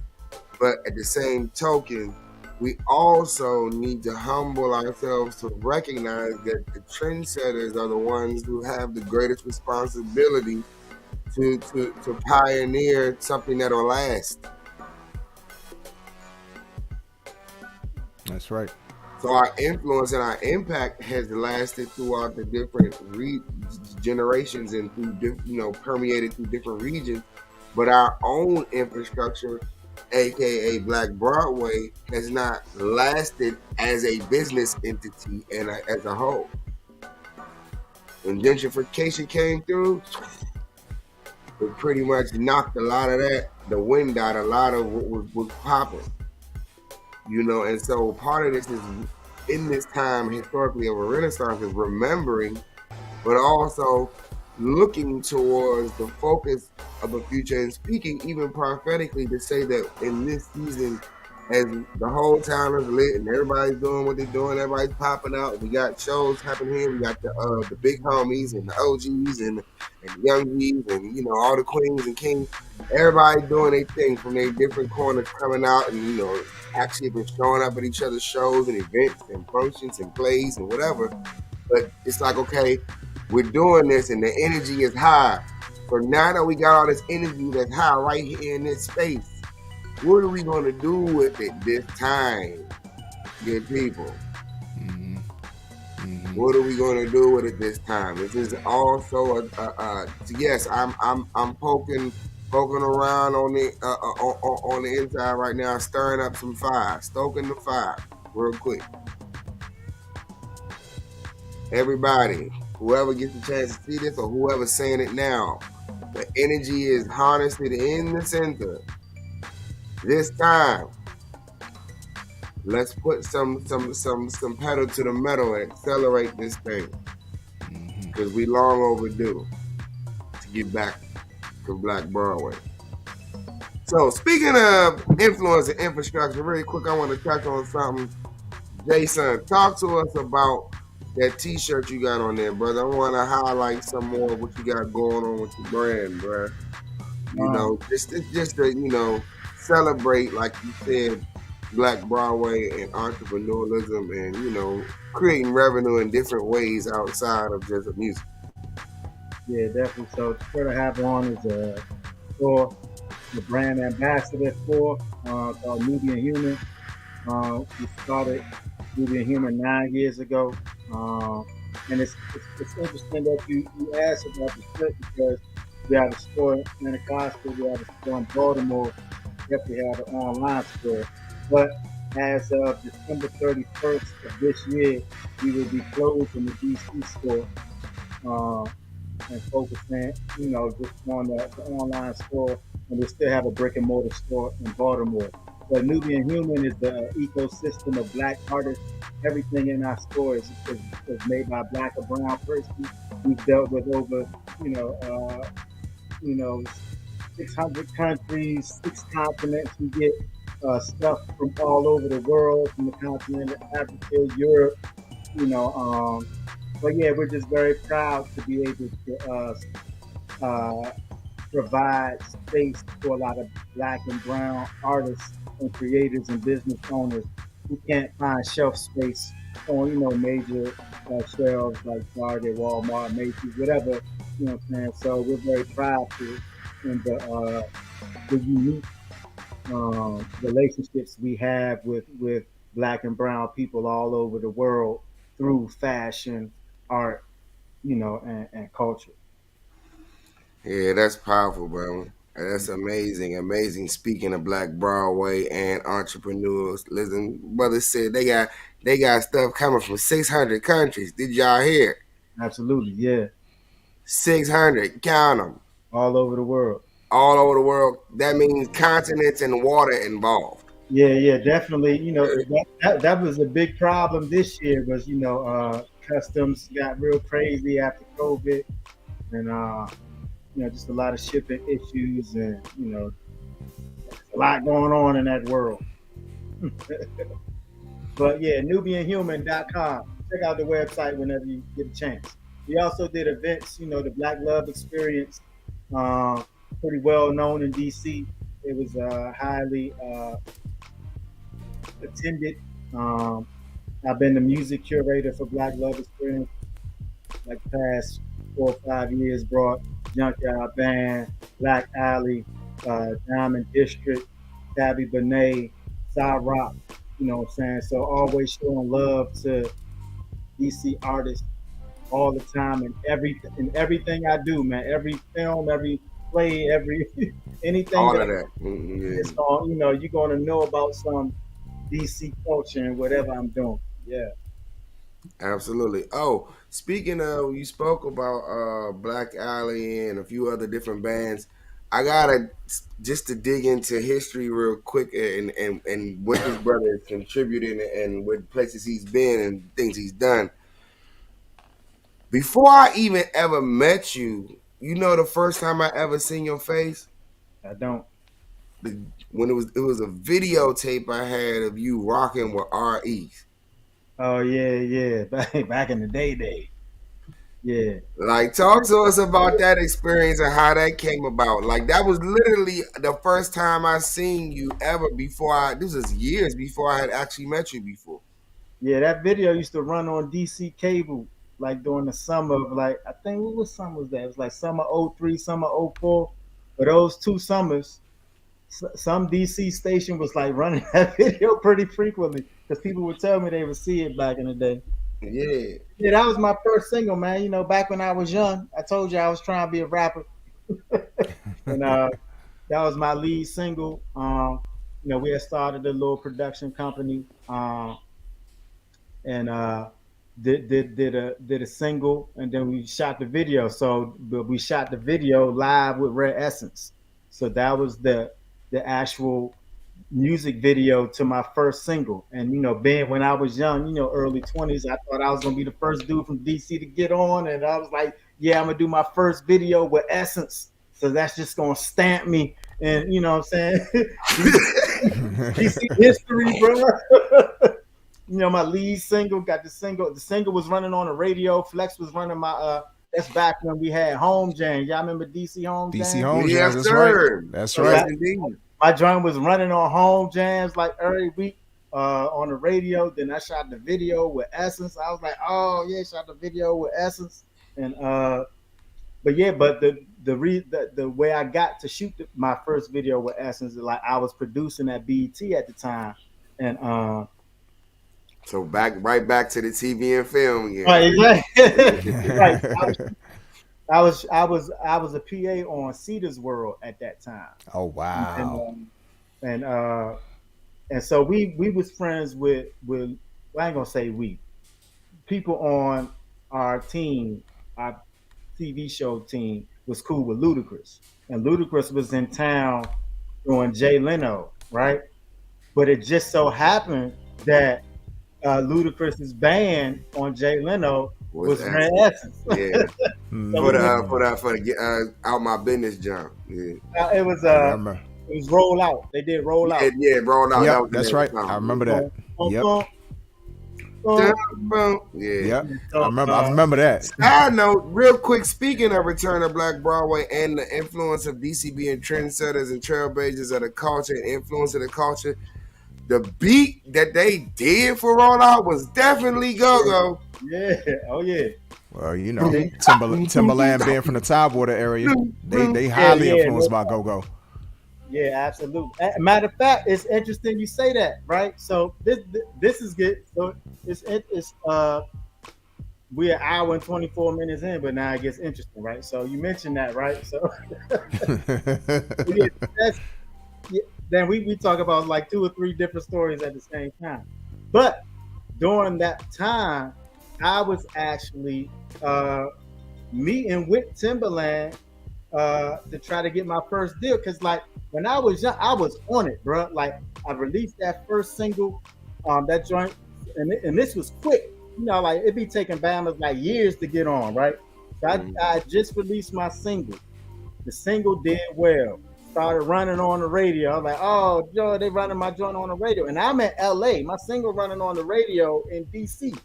So I'm in LA politicking everything, right? So my joint running, I shoot the video with Essence at the Classics. Fly all the way in just to shoot the video. As soon as the video over, next day I'm back out LA. Anyway, so single doing good on the radio, and I ain't gonna say it's doing good, but it was getting that home jam run daily. Yeah, hey, I was hearing it enough, bro, because that's how I knew who you was. Then shot the video with Essence, edited the video for Essence at Universal Studios. I'm like, dang, like one of the because I was working at BET, but a lot of the tech people like that run the edits and all that, they work at all of the studios in LA. So one of the dudes that was one of our executive directors, he was just an editor at Universal. But he loved the song. He's like, man, we gotta edit this joint at the big edit bay. So I'm in Universal Studio with the big, lots and all. I'm like, damn. So anyway, all that to say, you mentioned Timbaland made that beat to roll out. I actually was going to the studio to meet Timbaland, trying to broker my deal because like I was at that level. Had a single running, you know what I'm saying? Shot the video with Essence. He knew Red Essence. He was like, oh, you shot your video with Red Essence? So I knew about Red Essence. You know what I'm saying? From Virginia. So he knew about Red Essence. And it didn't go how I wanted it to go. But all that to say, like the whole Red Essence with Ludacris and Timbaland, it all kind of like, but you know who wound up getting my album? Like I ain't gonna get into details, but I blew that money. Like I would have been if I would have. This is a whole different conversation. But if I would have done what I was supposed to do, I would have been signed to Tim. But you know who got my album? If you go back and like listen to the tracks, for who I think, because when I was going to the studio with to meet Tim, he was recording. Y'all remember PD Pablo? Oh yeah. So PD Pablo was in there working his joint, right? Mm-hmm. But then, I was listening to some of the joints they was playing while they wasn't playing because I brought my demo in and they would play my joints to see to get a feel for if I could fit how he worked. And so, but and it's all on me, but you know where my album went? Fucking Bubba Sparks. I knew you was gonna say Bubba Sparks. Before you said it out your mouth. If you go back and listen to Bubba Sparks' first album, like those would have been my Tim album tracks. Wow. I know, man. Wow. It's heartbreaking for me to tell this story. But it all worked out. It all worked out. And I don't know that to be 100% true. I don't know what Tim was going to do with them joints. But how when I was in there, he stopped PD Pablo from recording. They listened to my joint, a couple times. They even stopped the session. The musicians let they listen to my joint. But then when they came back, they was running the joints that, I was supposed to go on. And then them joints wound up on on Bubba Sparks' album. How about that? My man felt passionate about that one right there. Like I said, that's a whole different conversation because that's a whole that was a life-changing scenario. You know what I'm saying? And it got a lot of levels to it. But it just came up in this conversation because we mentioned Ludacris with Red Essence and Red Essence playing Roll Out and Tim produced Roll Out. And when I went to go see Ludacris that night at the Jay Leno show, that was right around the same time I met with Tim. So, this conversation just brought out a snippet. But yeah, bro, it's my album. Hey, listen, I ain't mad at that though. And I also want to take the time to also say that I really respect the fact that whatever it is you learned from that scenario, you took it and you made yourself better behind that. You didn't let it kill your spirit to keep going. And the original thought that came from the Most High about you focusing on film anyway has manifested itself. And then the things you learn from that was a business moment. You just spoke to it earlier. It was a business moment. Real quick, while we right here, I want everybody under the sound of my voice, especially if you from the DC or AKA DMV area, please. One of the things I know for a fact that unfortunately we in DC are very guilty of, not everybody as individuals, because we have variations of different types of people. But as a whole, we are known for jacking up in some kind of way, some kind of how, business moves that get us to the larger doors. Yeah. For whatever reason. It could be our attitude. It could be... I don't want to cut you off, but I do intentionally want to cut you off before you finish that line of thinking, right? So to your point of what you're saying, right? And even though I didn't speak on the specifics of that situation, it affected me heavily for years, bro. Like for years, right? So to the point of where you was about to go, but in hindsight, that is exactly what was supposed to happen. I was not supposed to. I was not ready. You know what I'm saying? I was not ready for what that industry was. I didn't know. I didn't have nobody there with me to review the contract. I didn't have any support system. I was in Los Angeles by myself in my 20s. And, to sign any type of contract under those circumstances would have been ridiculous. But from my perspective as an artist, my whole world was crushed. You know what I'm saying? I dropped the bag. Everybody in DC that was depending on me, I let them down. You know what I'm saying? I was just a disappointment. I fumbled the bag. But in meditation, in hindsight, there's no way I should have signed a record deal at that time, at the stage of development of myself as a man. You know what I'm saying? With no counsel, with no support system, not even in my home element. So, if we are living the way that we're supposed to live on a day-to-day basis, we shouldn't question how things line up, because for years, maybe 10 years, I thought that was wrong. I was like, I messed up, but I was really being protected. I was really being looked out for.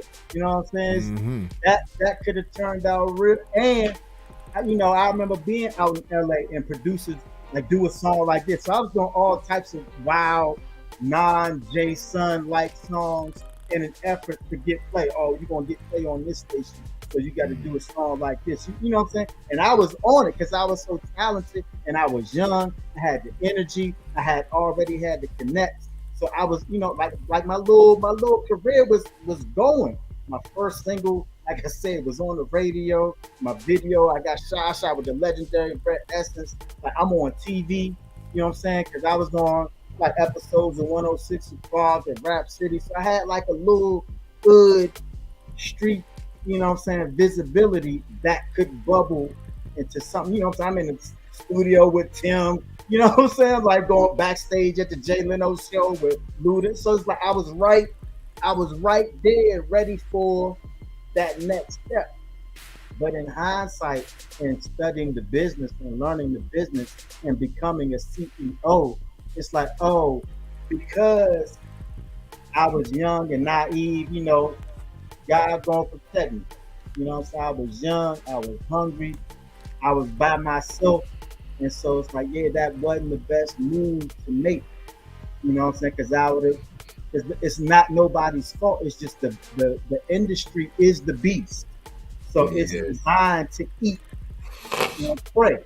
So I can't be like, I would have been mad at Tim, or I would have been mad at some exec at the label. It's like, no, brother, that's how it's designed. And I didn't know, I didn't have that understanding. And so it's like, I've told artists that I've been working with now that are on the brink of like sitting down at a table or, you know, negotiating a deal. And I've had other people walk away from these deals on purpose. So mine was God stepping in and just making me trip out. Like, no, it's like he like unplugged me for like an hour so I would ruin my deal. He's like, whoo, you almost signed that one. Then he plugged me back up. You good now? All right, go ahead. Go back to business. Go back home to DC and, you know, do our other plan we was planning on doing. Like, okay, like that. So, so Nah, I feel that that's real because I think me and AJ and brother Ramsey was talking about that when y'all interviewed me for Bars on the Road, like how speaking of the conversation I referenced earlier, Jason, when we was about to work on my album before the full transition into the whole back into film, focus for SE3. mm-hmm. It wasn't time yet because it was more life and things I had to live that is on that album now that I just dropped 2 years ago. Mm-hmm. You know what I'm saying? There was more of who Renaz, aka Ray Gideon Peoplez, had to become for that album to even be what it is. And also the different various points in my life where I've actually been in similar situations. Like when I was 16, okay, I had a record deal with LaFace Records. And, other different points. That was back when I was trying to be an R&B soul singer. I just knew I was about to be, me and our group was about to be the next Jodeci or Boys to Men or whatever. You know what I mean? And they was feeling us, but, for the same similar reasons of what you spoke about, we turned it down. And I'm glad that we did. Because at 16, bro, who I was then, and then even at other points in my 20s, like you mentioned, I've done tours with a lot of people and different things similar to yourself. But the opportunities and places I've been, in the country, out the country, with whoever, whatever, if God would allow me to become multi-million-dollar platinum famous or whatever, you know what I'm saying? Like on a mainstream industry level at those times, but I would have definitely destroyed myself for sure. And maybe a few people were around me. So yeah, I just don't feel like I was ready at the time. But only, but I think those opportunities should be taken too, like, but with counsel. It's Right. like, Yeah. I've had, actually in the film world, I'm slowly walking into these bigger rooms now with similar scenarios are happening. I'm looking for distribution and marketing and advertisement, for films now, and so now I have the wherewithal to look at contracts. Like, I feel this, but I'm not feeling this right here.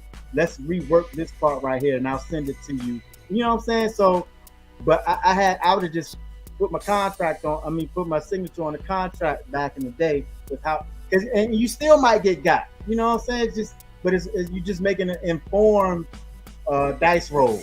But it's still a dice roll. But now it's like, you strong with your 6 and your 8. You know what I'm saying? At least you know. But as opposed to like, oh, but just throw some dice. It was like, nah, I know my 6 and 8 strong. It gives me a more educated guess as to these opportunities, because there still are the gatekeepers. And I've been blessed in the past few years to be able to fund my film and not have to deal with Hollywood. And that's one of the biggest blessings in the world, is to be able to create and thrive outside of the system that you're trying to break into. And so it's the level of freedom that I was searching for when I left BET. Like when I was like, they giving me the opportunity to produce, but it wasn't the visions that I felt would help us. And so now I'm actually producing, creating, and releasing the stories, visuals, frequencies, and vibrations that I think will help us and provide a service as opposed to just entertainment. Absolutely. That again, I'm sure everybody here that's watching and listening can tell yet again why this brother was chosen to be down with the R2BB Cypher Crew, aka Black Broadway Movement. Hey, Because you speaking the truth to power. That's it right there, man. That's the power of an infrastructure. That's the power of the people. That's the power of the voice. It's the power of the spirit of the Most High that speaks to us and gives us these unctions to know and to sense and discern how to move, yeah, when to move, where to move, why to move. Also, detaching, you said something very poignant early, detaching ourselves from the need to be in control. I said that. Yeah, because you spoke to the power of not getting caught up in whether everything lines up the way you want it to all the Oh time. yeah, I mean, well, life will teach you. That ain't me talking. Yeah.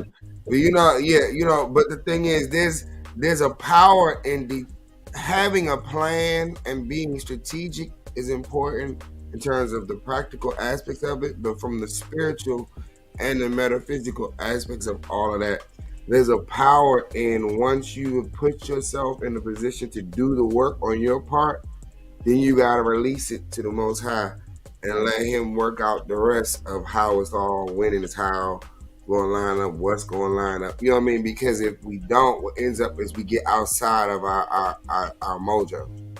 Right. Get outside of the space to be able to fully just be in the moment of creating with that strength, because we're so concerned about what didn't work out. Now, if we're not doing our part to learn the different tasks, tools, and things we needed to be tapped into the information, then that's on us. If we're not putting forth the effort to do the work, then that's on us. But once we've done that part, gotta release it so that the energy will fall in place where it's supposed to. Yeah, and that's just a philosophy and a principle that I take. I'm wise enough to know that I don't know nothing, and so I just apply the things to life that work for me and my family, that provide peace, harmony, and the ability to thrive. And so those are the things that I lead with. So not to say that certain things are right or wrong, or tell anyone any direction they should go. I ain't got no advice for nobody, because everybody has to experience this dimension with their own, capabilities and lens. And so everybody's path is different in their own path. So I can only speak to the experiences that work well, for my experience here. You know what I'm saying? But it's Yeah. tough. It's tough to survive. It's tough to live. Society has a lot of obstacles, and so people should do whatever works for them. Just like health and nutrition. People are like, oh, you should eat this or eat that or drink this, but everybody's body is different. Some people should eat meat. Some people shouldn't. Some people can stand, milk. Others can't. Like, I don't think there's a cookie cutter way to exist. Now, there are some things that we, instinctively know that are right and wrong as far as our morals, values, and principles. But even then, we got to make the decision to choose to deal with the consequences. I still don't think it's a right and wrong. Like, it's like, okay, if you do that, just have the understanding that, the universe is, it's physics and mathematics and science. So what you giving out at some point in time, come back. Boomerang. And so, and some people are cool with that. But some people have given up on life. Or you know what I'm saying? And so it's like, and that's how they're going to carry their existence here. And so we as righteous beings have to acknowledge that too. And a warrior is a healer. They're the same thing. A true warrior only goes to war to find harmony and balance and peace.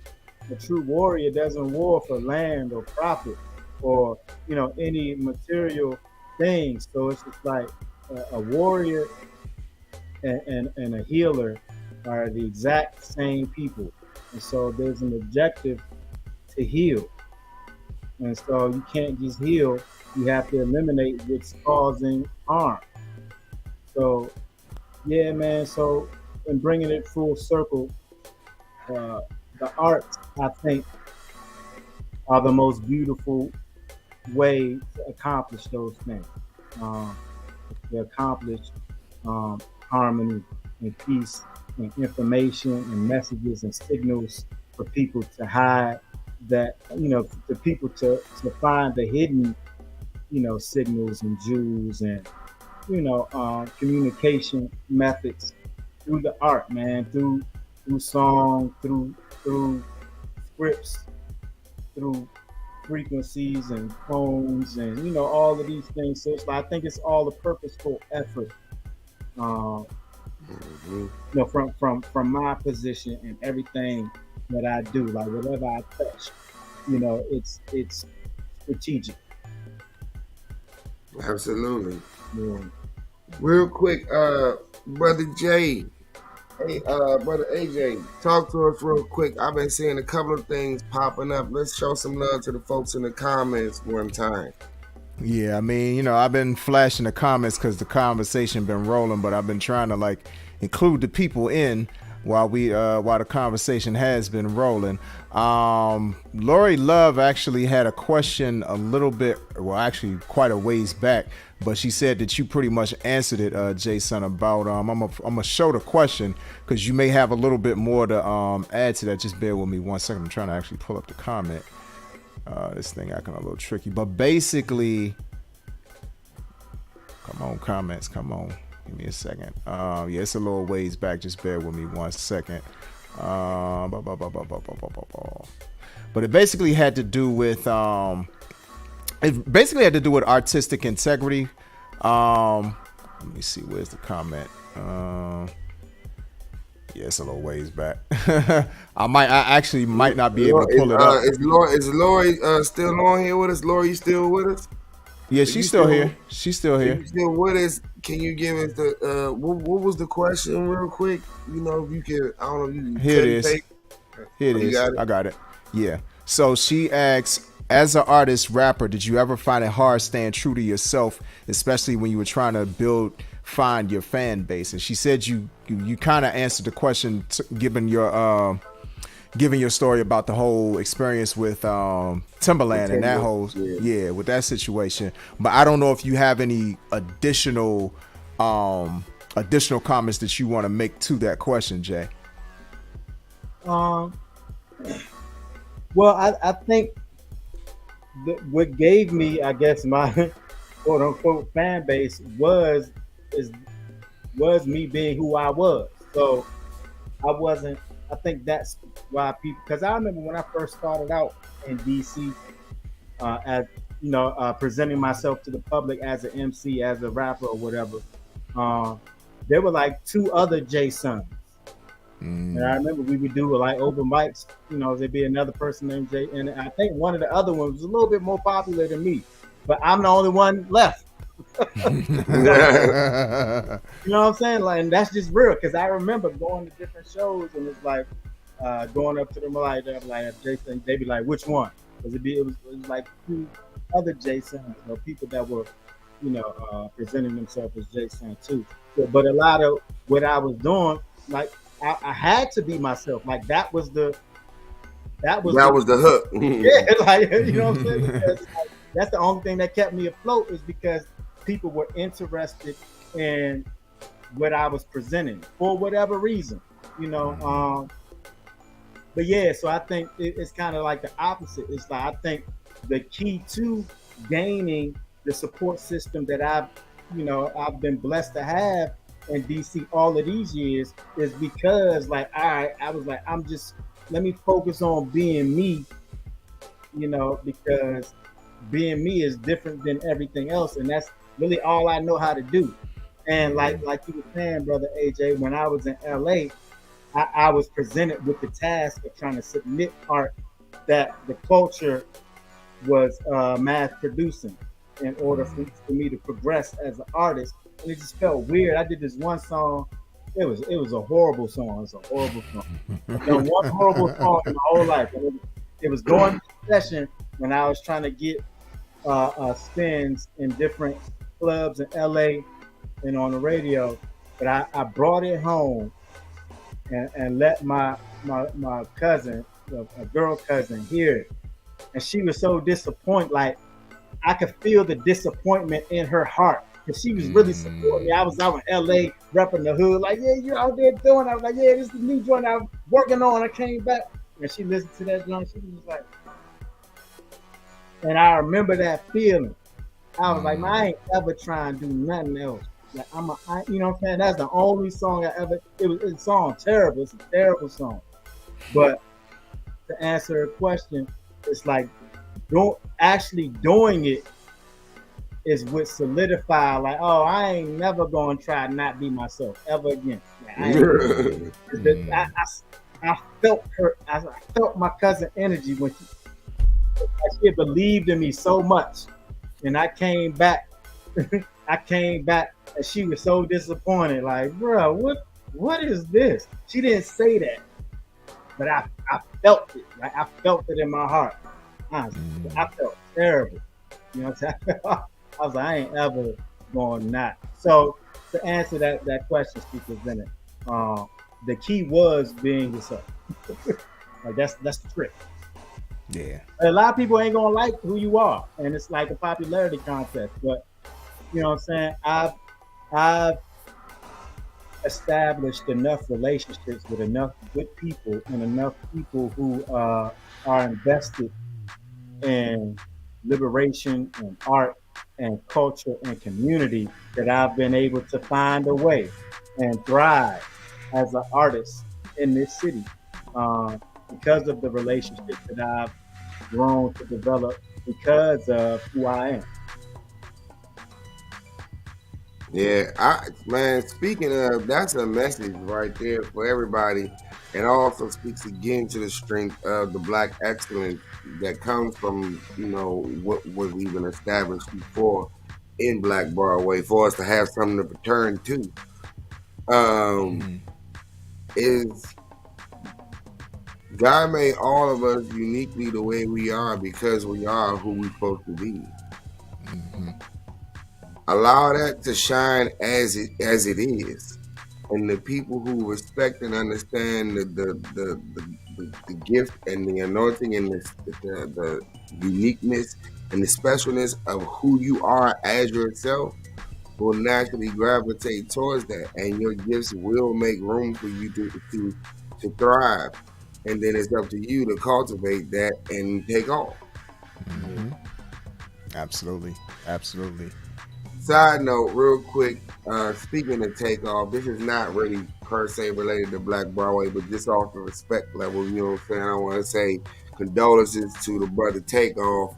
I know y'all probably heard the news of, what's been put out there about the, speaking of dice, a crap game gone bad, unfortunately, and on a whole different level, there's microcosms of layers that I have questions about, but just out of respect for the brother's family, I just want to say, condolences to everybody out there for Takeoff.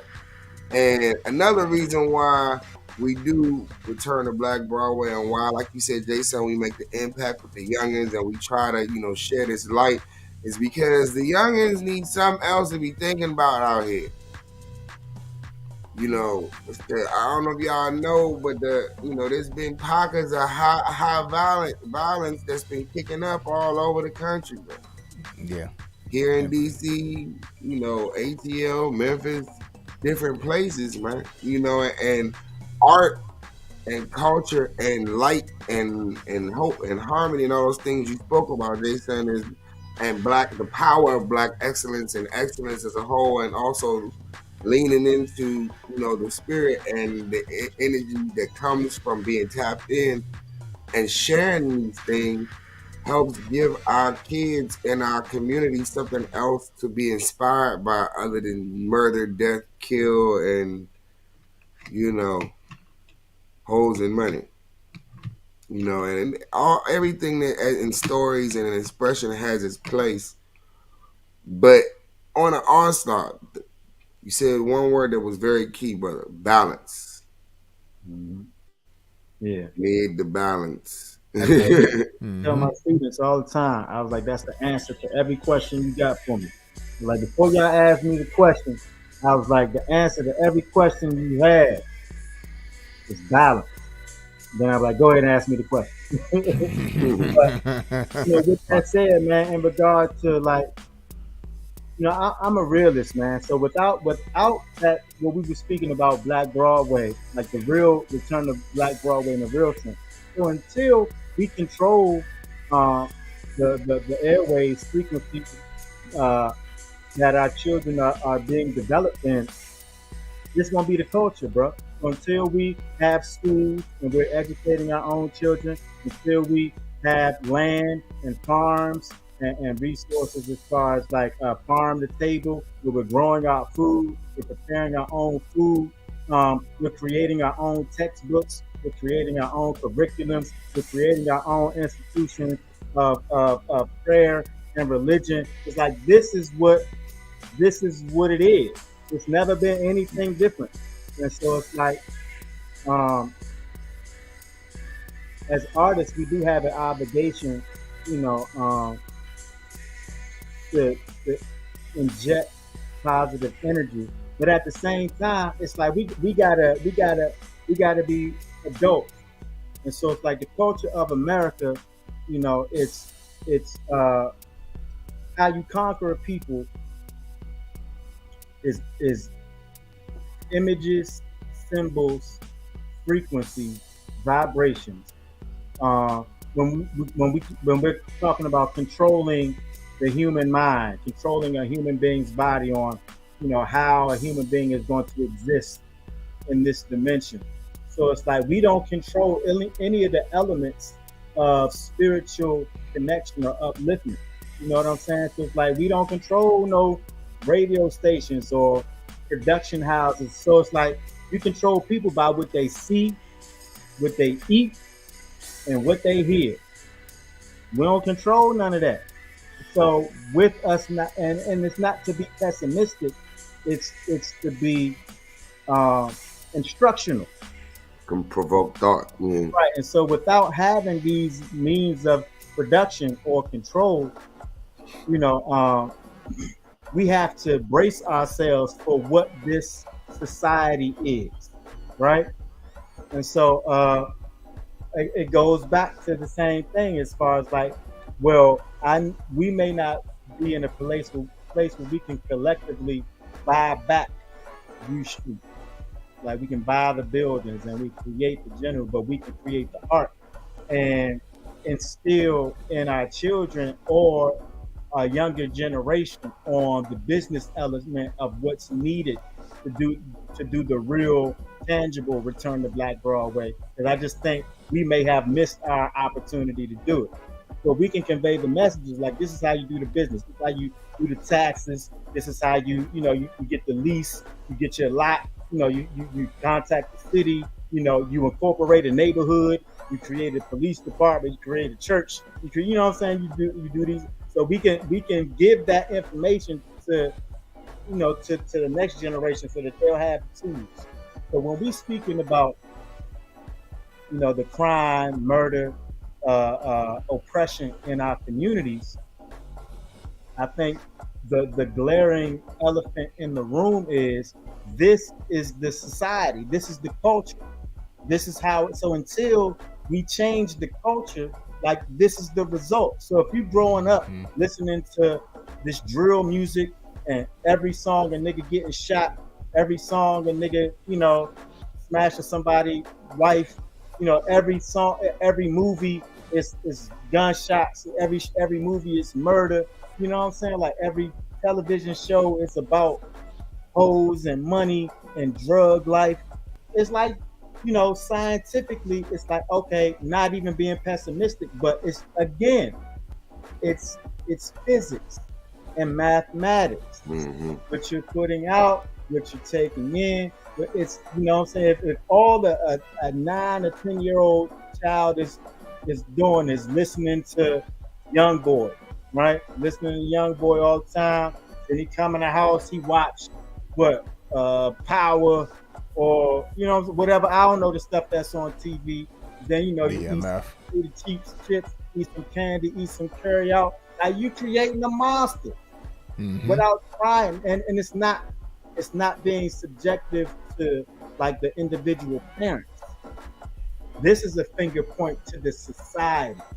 Like It's what the system as a whole. Yeah. he listening to all day, what he watching all day, what videos he watching, what I'm saying, what he's chanting out his mouth all day. You know what I'm saying? And then, what I'm saying, we get sad like, oh, I can't believe so like you can't believe it. And it's not to be harsh, but we are in such a dire straits collectively as a community. There has to be some level of harshness in a resolution based, solution based process of thinking. It's like it's a whole bunch of Bammers, like what Cam say and pay the full, like, yeah, niggas get shot every day, B. Yeah. Culture, it's not me or you. It's Like not almost like we numb to it as a culture now. it's like, it's like, bruh, it's like it's that's going to until bringing it back full circle to the return to Black Broadway. And it's like, yo, somebody needs to start having podcasts about how to invest in land, or get a venue, or press up records, or get a do a collective distribution company. You know what I'm saying? Those are the types of conversations that need to be had, not just regarding the art community, but just our community in general. Yeah. Absolutely. That's powerful, brother. That's powerful. Okay, so real quick, let's I've seen a couple of things pop up one more time before we get ready to close out. Let's show some love in the comments. Seen a couple of things pop up, and after that, Jason, or AJ, I would like to know if there's any other things you wanted to ask or that you wanted to touch on before we close out. Or Jason, is there anything you would like to share before we close out? Before that, let's see what we got popping in the comments one time. Yes, indeed. So going back a couple of comments, OG the Queen, she said, I just posted about that on IG, too much killing, # do something different. Lori Love showing you love. Jason said, your students are blessed and will be better because they have crossed paths with you. And to the last part, we were just talking about what you see is what you be, sadly. And then Lori Love basically saying the same thing. If you feed it, it will grow, which connects to something I was thinking about earlier with the whole saying of the wolf you feed is the wolf that grows. You know what I'm saying? So. Yeah, awesome. That's what's up, man. This has been amazing. Just share tonight in conversation as I knew it would be.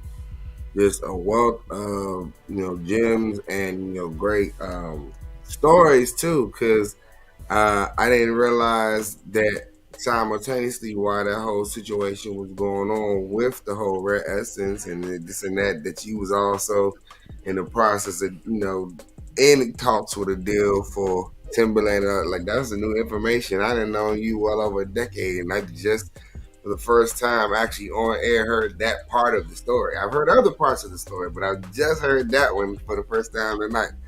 You know what I'm saying? I hate that. Yeah. Understood. That joint really affected me for a long time, bro, because I had a lot riding on it, and to get to that point so quickly, and I guess to quote unquote blow it, that was very crushing as a young artist, as a young man. You know what I'm saying? Like that, like I said, it was a life-changing string of events, but all for the best. Absolutely. And also that's a message and word to the fact that the Most High has a way of taking what we call a disaster and turning it into what he originally intended in the first place. He just reroutes us and gives us information and lessons around because that was a humbling experience too. Absolutely. It put perspective around the lens of what you do and don't have control over, and then you being you was more important than you being whoever they need you to be in order to even keep that type of position. Yeah. And you still been able to be prosperous as an entrepreneur and as an artist and as an activist and as an educator. You know what I mean? And as a It's been a long road though, bro. Sometimes I look back, I was like, man, wish I'd have got that deal. yeah, man. I It's feel all in that. the past. Yeah. But I feel that, like, you know, I'm sure for those of us who have had opportunities with deals, we've probably had those feelings before. But like you said, to the, you know, to the power of the divine, you know, timing of the Most High, most of us at the times when we were trying to have those deals would have destroyed ourselves if we had got them when we wanted them. And the opportunities that are about to open, hear me, the opportunities that are opening up even now for us all are gonna blow our minds so far beyond what we thought we could obtain with that opportunity that we thought we lost. Simply because we're postured differently. Yeah. And to that point, I actually want to make 2 points. One of them being is because you both mentioned having opportunities. In Ray, you mentioned having a deal in your teens, and Jay, you mentioned a deal being on the table in your 20s. And I always think about the fact that the human brain, on average, doesn't even fully form until 25. So if you at a table without counsel and trying to make a decision that's going to affect the rest of your life, sometimes it is best to kind of sort of fumble the bag, because you really don't fumble the bag. Essentially, you might end up fumbling the bag worse if you sign the deal, because you'll be involved in something that is like, the thing about record labels, a lot of times major record labels, is that they're nothing more than glorified debt collectors. You know what I'm saying? Because you're going to be in debt to them. You're going to have to owe them for albums. And all of those advances you get at the front end, you're responsible for recouping that money. You know what I'm saying? Like, people think with those advances is free money. It's like, no, you're responsible for recouping that money. You know what I mean? Some form of fashion. And if you can't make good on that, then you're going to keep owing. And then if you're making a decision like that at a young age, you're going to be paying for it when you're older, versus waiting until you get to a particular point in your life where you understand business better, where you understand how the industry works, where you understand contracts, you understand publishing, you understand copyrights, all of these different things that don't get talked about, PROs, all of these different things that don't get talked about when you're sitting at those tables at a young age. Because, I mean, we've all seen it. People get jerked all the time. You know what I mean? But because they don't have, like you said, Jay, they don't have that counsel with them at the time before they sign that deal. So it was a good thing you didn't sign that deal. You know what I mean? Because you might have had to be somebody that you didn't want to be, no matter who you working with. Because to the next point that I'm gonna make, it also makes me think about, I was watching the recent episode of Unsung, and they had Norman Connors on there. And one of the things that happened, like, he was on Buddha Records at first, but then he ended up with Clive Davis at Arista. And so the thing about him being at Arista and under Clive Davis, y'all know how Clive Davis roll. You know what I'm saying? He'll say, oh, I believe you and this and that and the third, but he also wants you to sell records. And there was a thing where, like, Norman Connors, you know, at that particular time, he was making disco music. And y'all know Norman, if you know anything about Norman Connors is from, like, the Miles Davis school of jazz. You know what I'm saying? Like, Miles Davis was his mentor. You know what I mean? He was more from the avant-garde jazz type of movement. So he comes from that. Then you make the transition, like, they cancel their jazz division. Next thing you know, it's like he's making kind of sort of like R&B music, but it's like a fusion of jazz. But then Clive Davis comes along and he's having them do disco. You know what I'm saying? It's like he still found a way to kind of sort of fit in. But then when the transitions kept happening, it's like, look, I can't lose myself in this. I have to stay true to what I do, the type of music that I make. I have to stay true to my audience and my identity as a musician.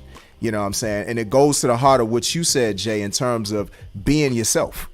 At the end of the day, that's always the hook. That's always the thing that's going to put you head and shoulders above anybody else as an artist, as a business person. You know what I'm saying? Is to be yourself.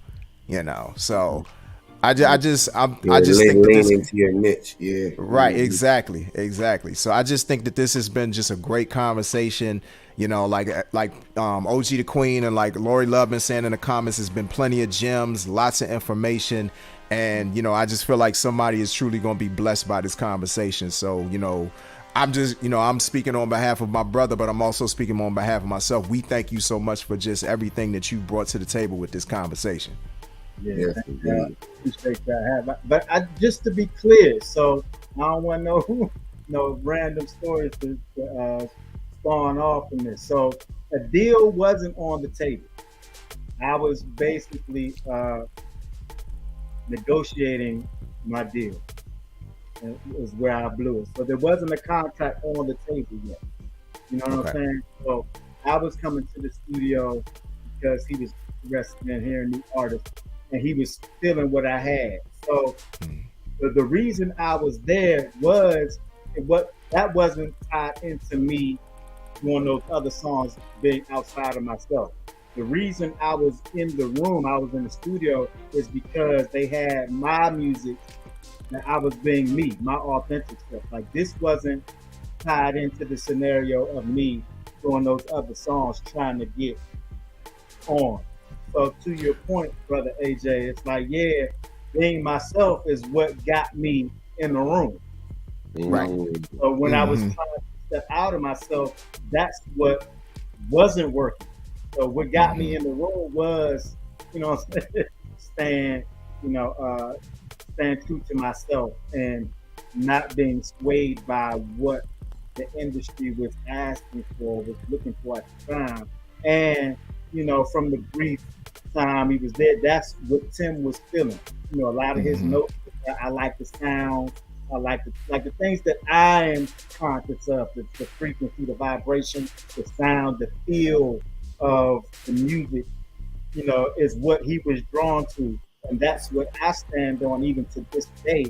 I'm even going over the soundtrack to one of the films now where I'm consciously not listening to the lyrics. I'm feeling it. I'm like, how does this feel transitioning from this song to this song? Like, how does it take me, you know, as far as I feel? So, you know, that's the underlying theme of it all to tie it in was staying true to myself and what I'm called to do. Yeah, so but I didn't want no stories about that, like, oh yeah, Jay had a deal with Tim. Like, no, that's not. But I was in there. He was, you know, prepping me to see if I was a good fit for. I guess he was launching Beat Club at the time, and so I was in the rotation of artists that he was, you know, seeing if something would work. Yeah. Man. And I do it. Either way, there's three things going on here. If you get in the room because your gift made room for you, because it will. That's a passage that's very true. Your gifts will make room for you among great men. Yeah. You just have to lean into the real you. Yeah, absolutely. That's right. Then also, if you're going into a situation where you're embarking upon new territory or your opportunities have expanded, please take some wise counsel with you going into it, especially if you're young. And lastly, don't stray away from what works. Right. Don't matter. Don't try to do stuff to get into position. Just posture up for what's authentically the move, and then let the Most High do Him. You know. One time, your boy Ray Gideon Peoples, your man AJ Throwback in the building, my main man, special guest. Appreciate you one time, my fellow SC3 brother and fellow Southside brother. You know, my brother Jason. The honor to have you, brother. Powerful, amazing. You know what I'm saying? Information and everything you shared. Tell everybody again before we roll. What's your Instagram again and how they can even tap into? I know you got a show coming up in November, right? What is it? Yeah, tell us that real quick before we sign off. Yeah, so I got a show coming up November 11th at Bus Boys and Poets. It's a stage play. It's called His Story of the Drum. It follows the story of the origin of the drum, and it follows the drum throughout its evolution. So from Africa through all of the continents, the Caribbean, uh, traditional jazz when drums were banned and not allowed to be used during the slave trade, and when the drum winds up in the present time. Uh, there's a couple dope people involved with this show on November 11th. It's at Bus Boys and Poets Anacostia. We got Jabari Exum, who is the lead drummer and master motion coordinator for both Black Panther and Wakanda Forever. And this the same night that the film is being released. R2BB. Jabari Exum in the building while the film that he is the drummer and motion coordinator for is being debuted. We got Malik Dope, who everybody knows from, starting off drumming on the streets to America's Got Talent. Now he's all over the world representing DC culture. And, so he's coming through. Yeah, Mama McKinney from Fatafina Khan, who's also doing dances and drumming. So it's a lot of, master drummers that have been intertwined in this production of His Story of the Drum. And yeah, man, it should be dope, man, because there's poetry, there's music, there's passion, and yeah. So November 11th, Bus Boys and Poets Anacostia. Yeah, the link is in my bio on my Instagram, which is Native Son in the number 8 DSN. That's the handle on IG. And on Facebook, I'm Jason. Yeah, those are the only social media joints I got. But I got a website, jasonslyrics.com. It's JAYSUNS, jasonslyrics.com is the website. We're about to release the film probably the film Life on the Rocks that I shot last year. We're going to release the streaming probably in December. Life on the Rocks, when that's released in December, it's coming along with the soundtrack to the film. The soundtrack of the film, has a lot of DMV legends on it. Ayanna Gregory, Dev Duff, Jacob Soul, Raheem Devon, Moo Fresh, Killer Cow from Red Essence, Uptown XO. You know what I'm saying? So all of those people have contributed to the soundtrack, Life on the Rocks.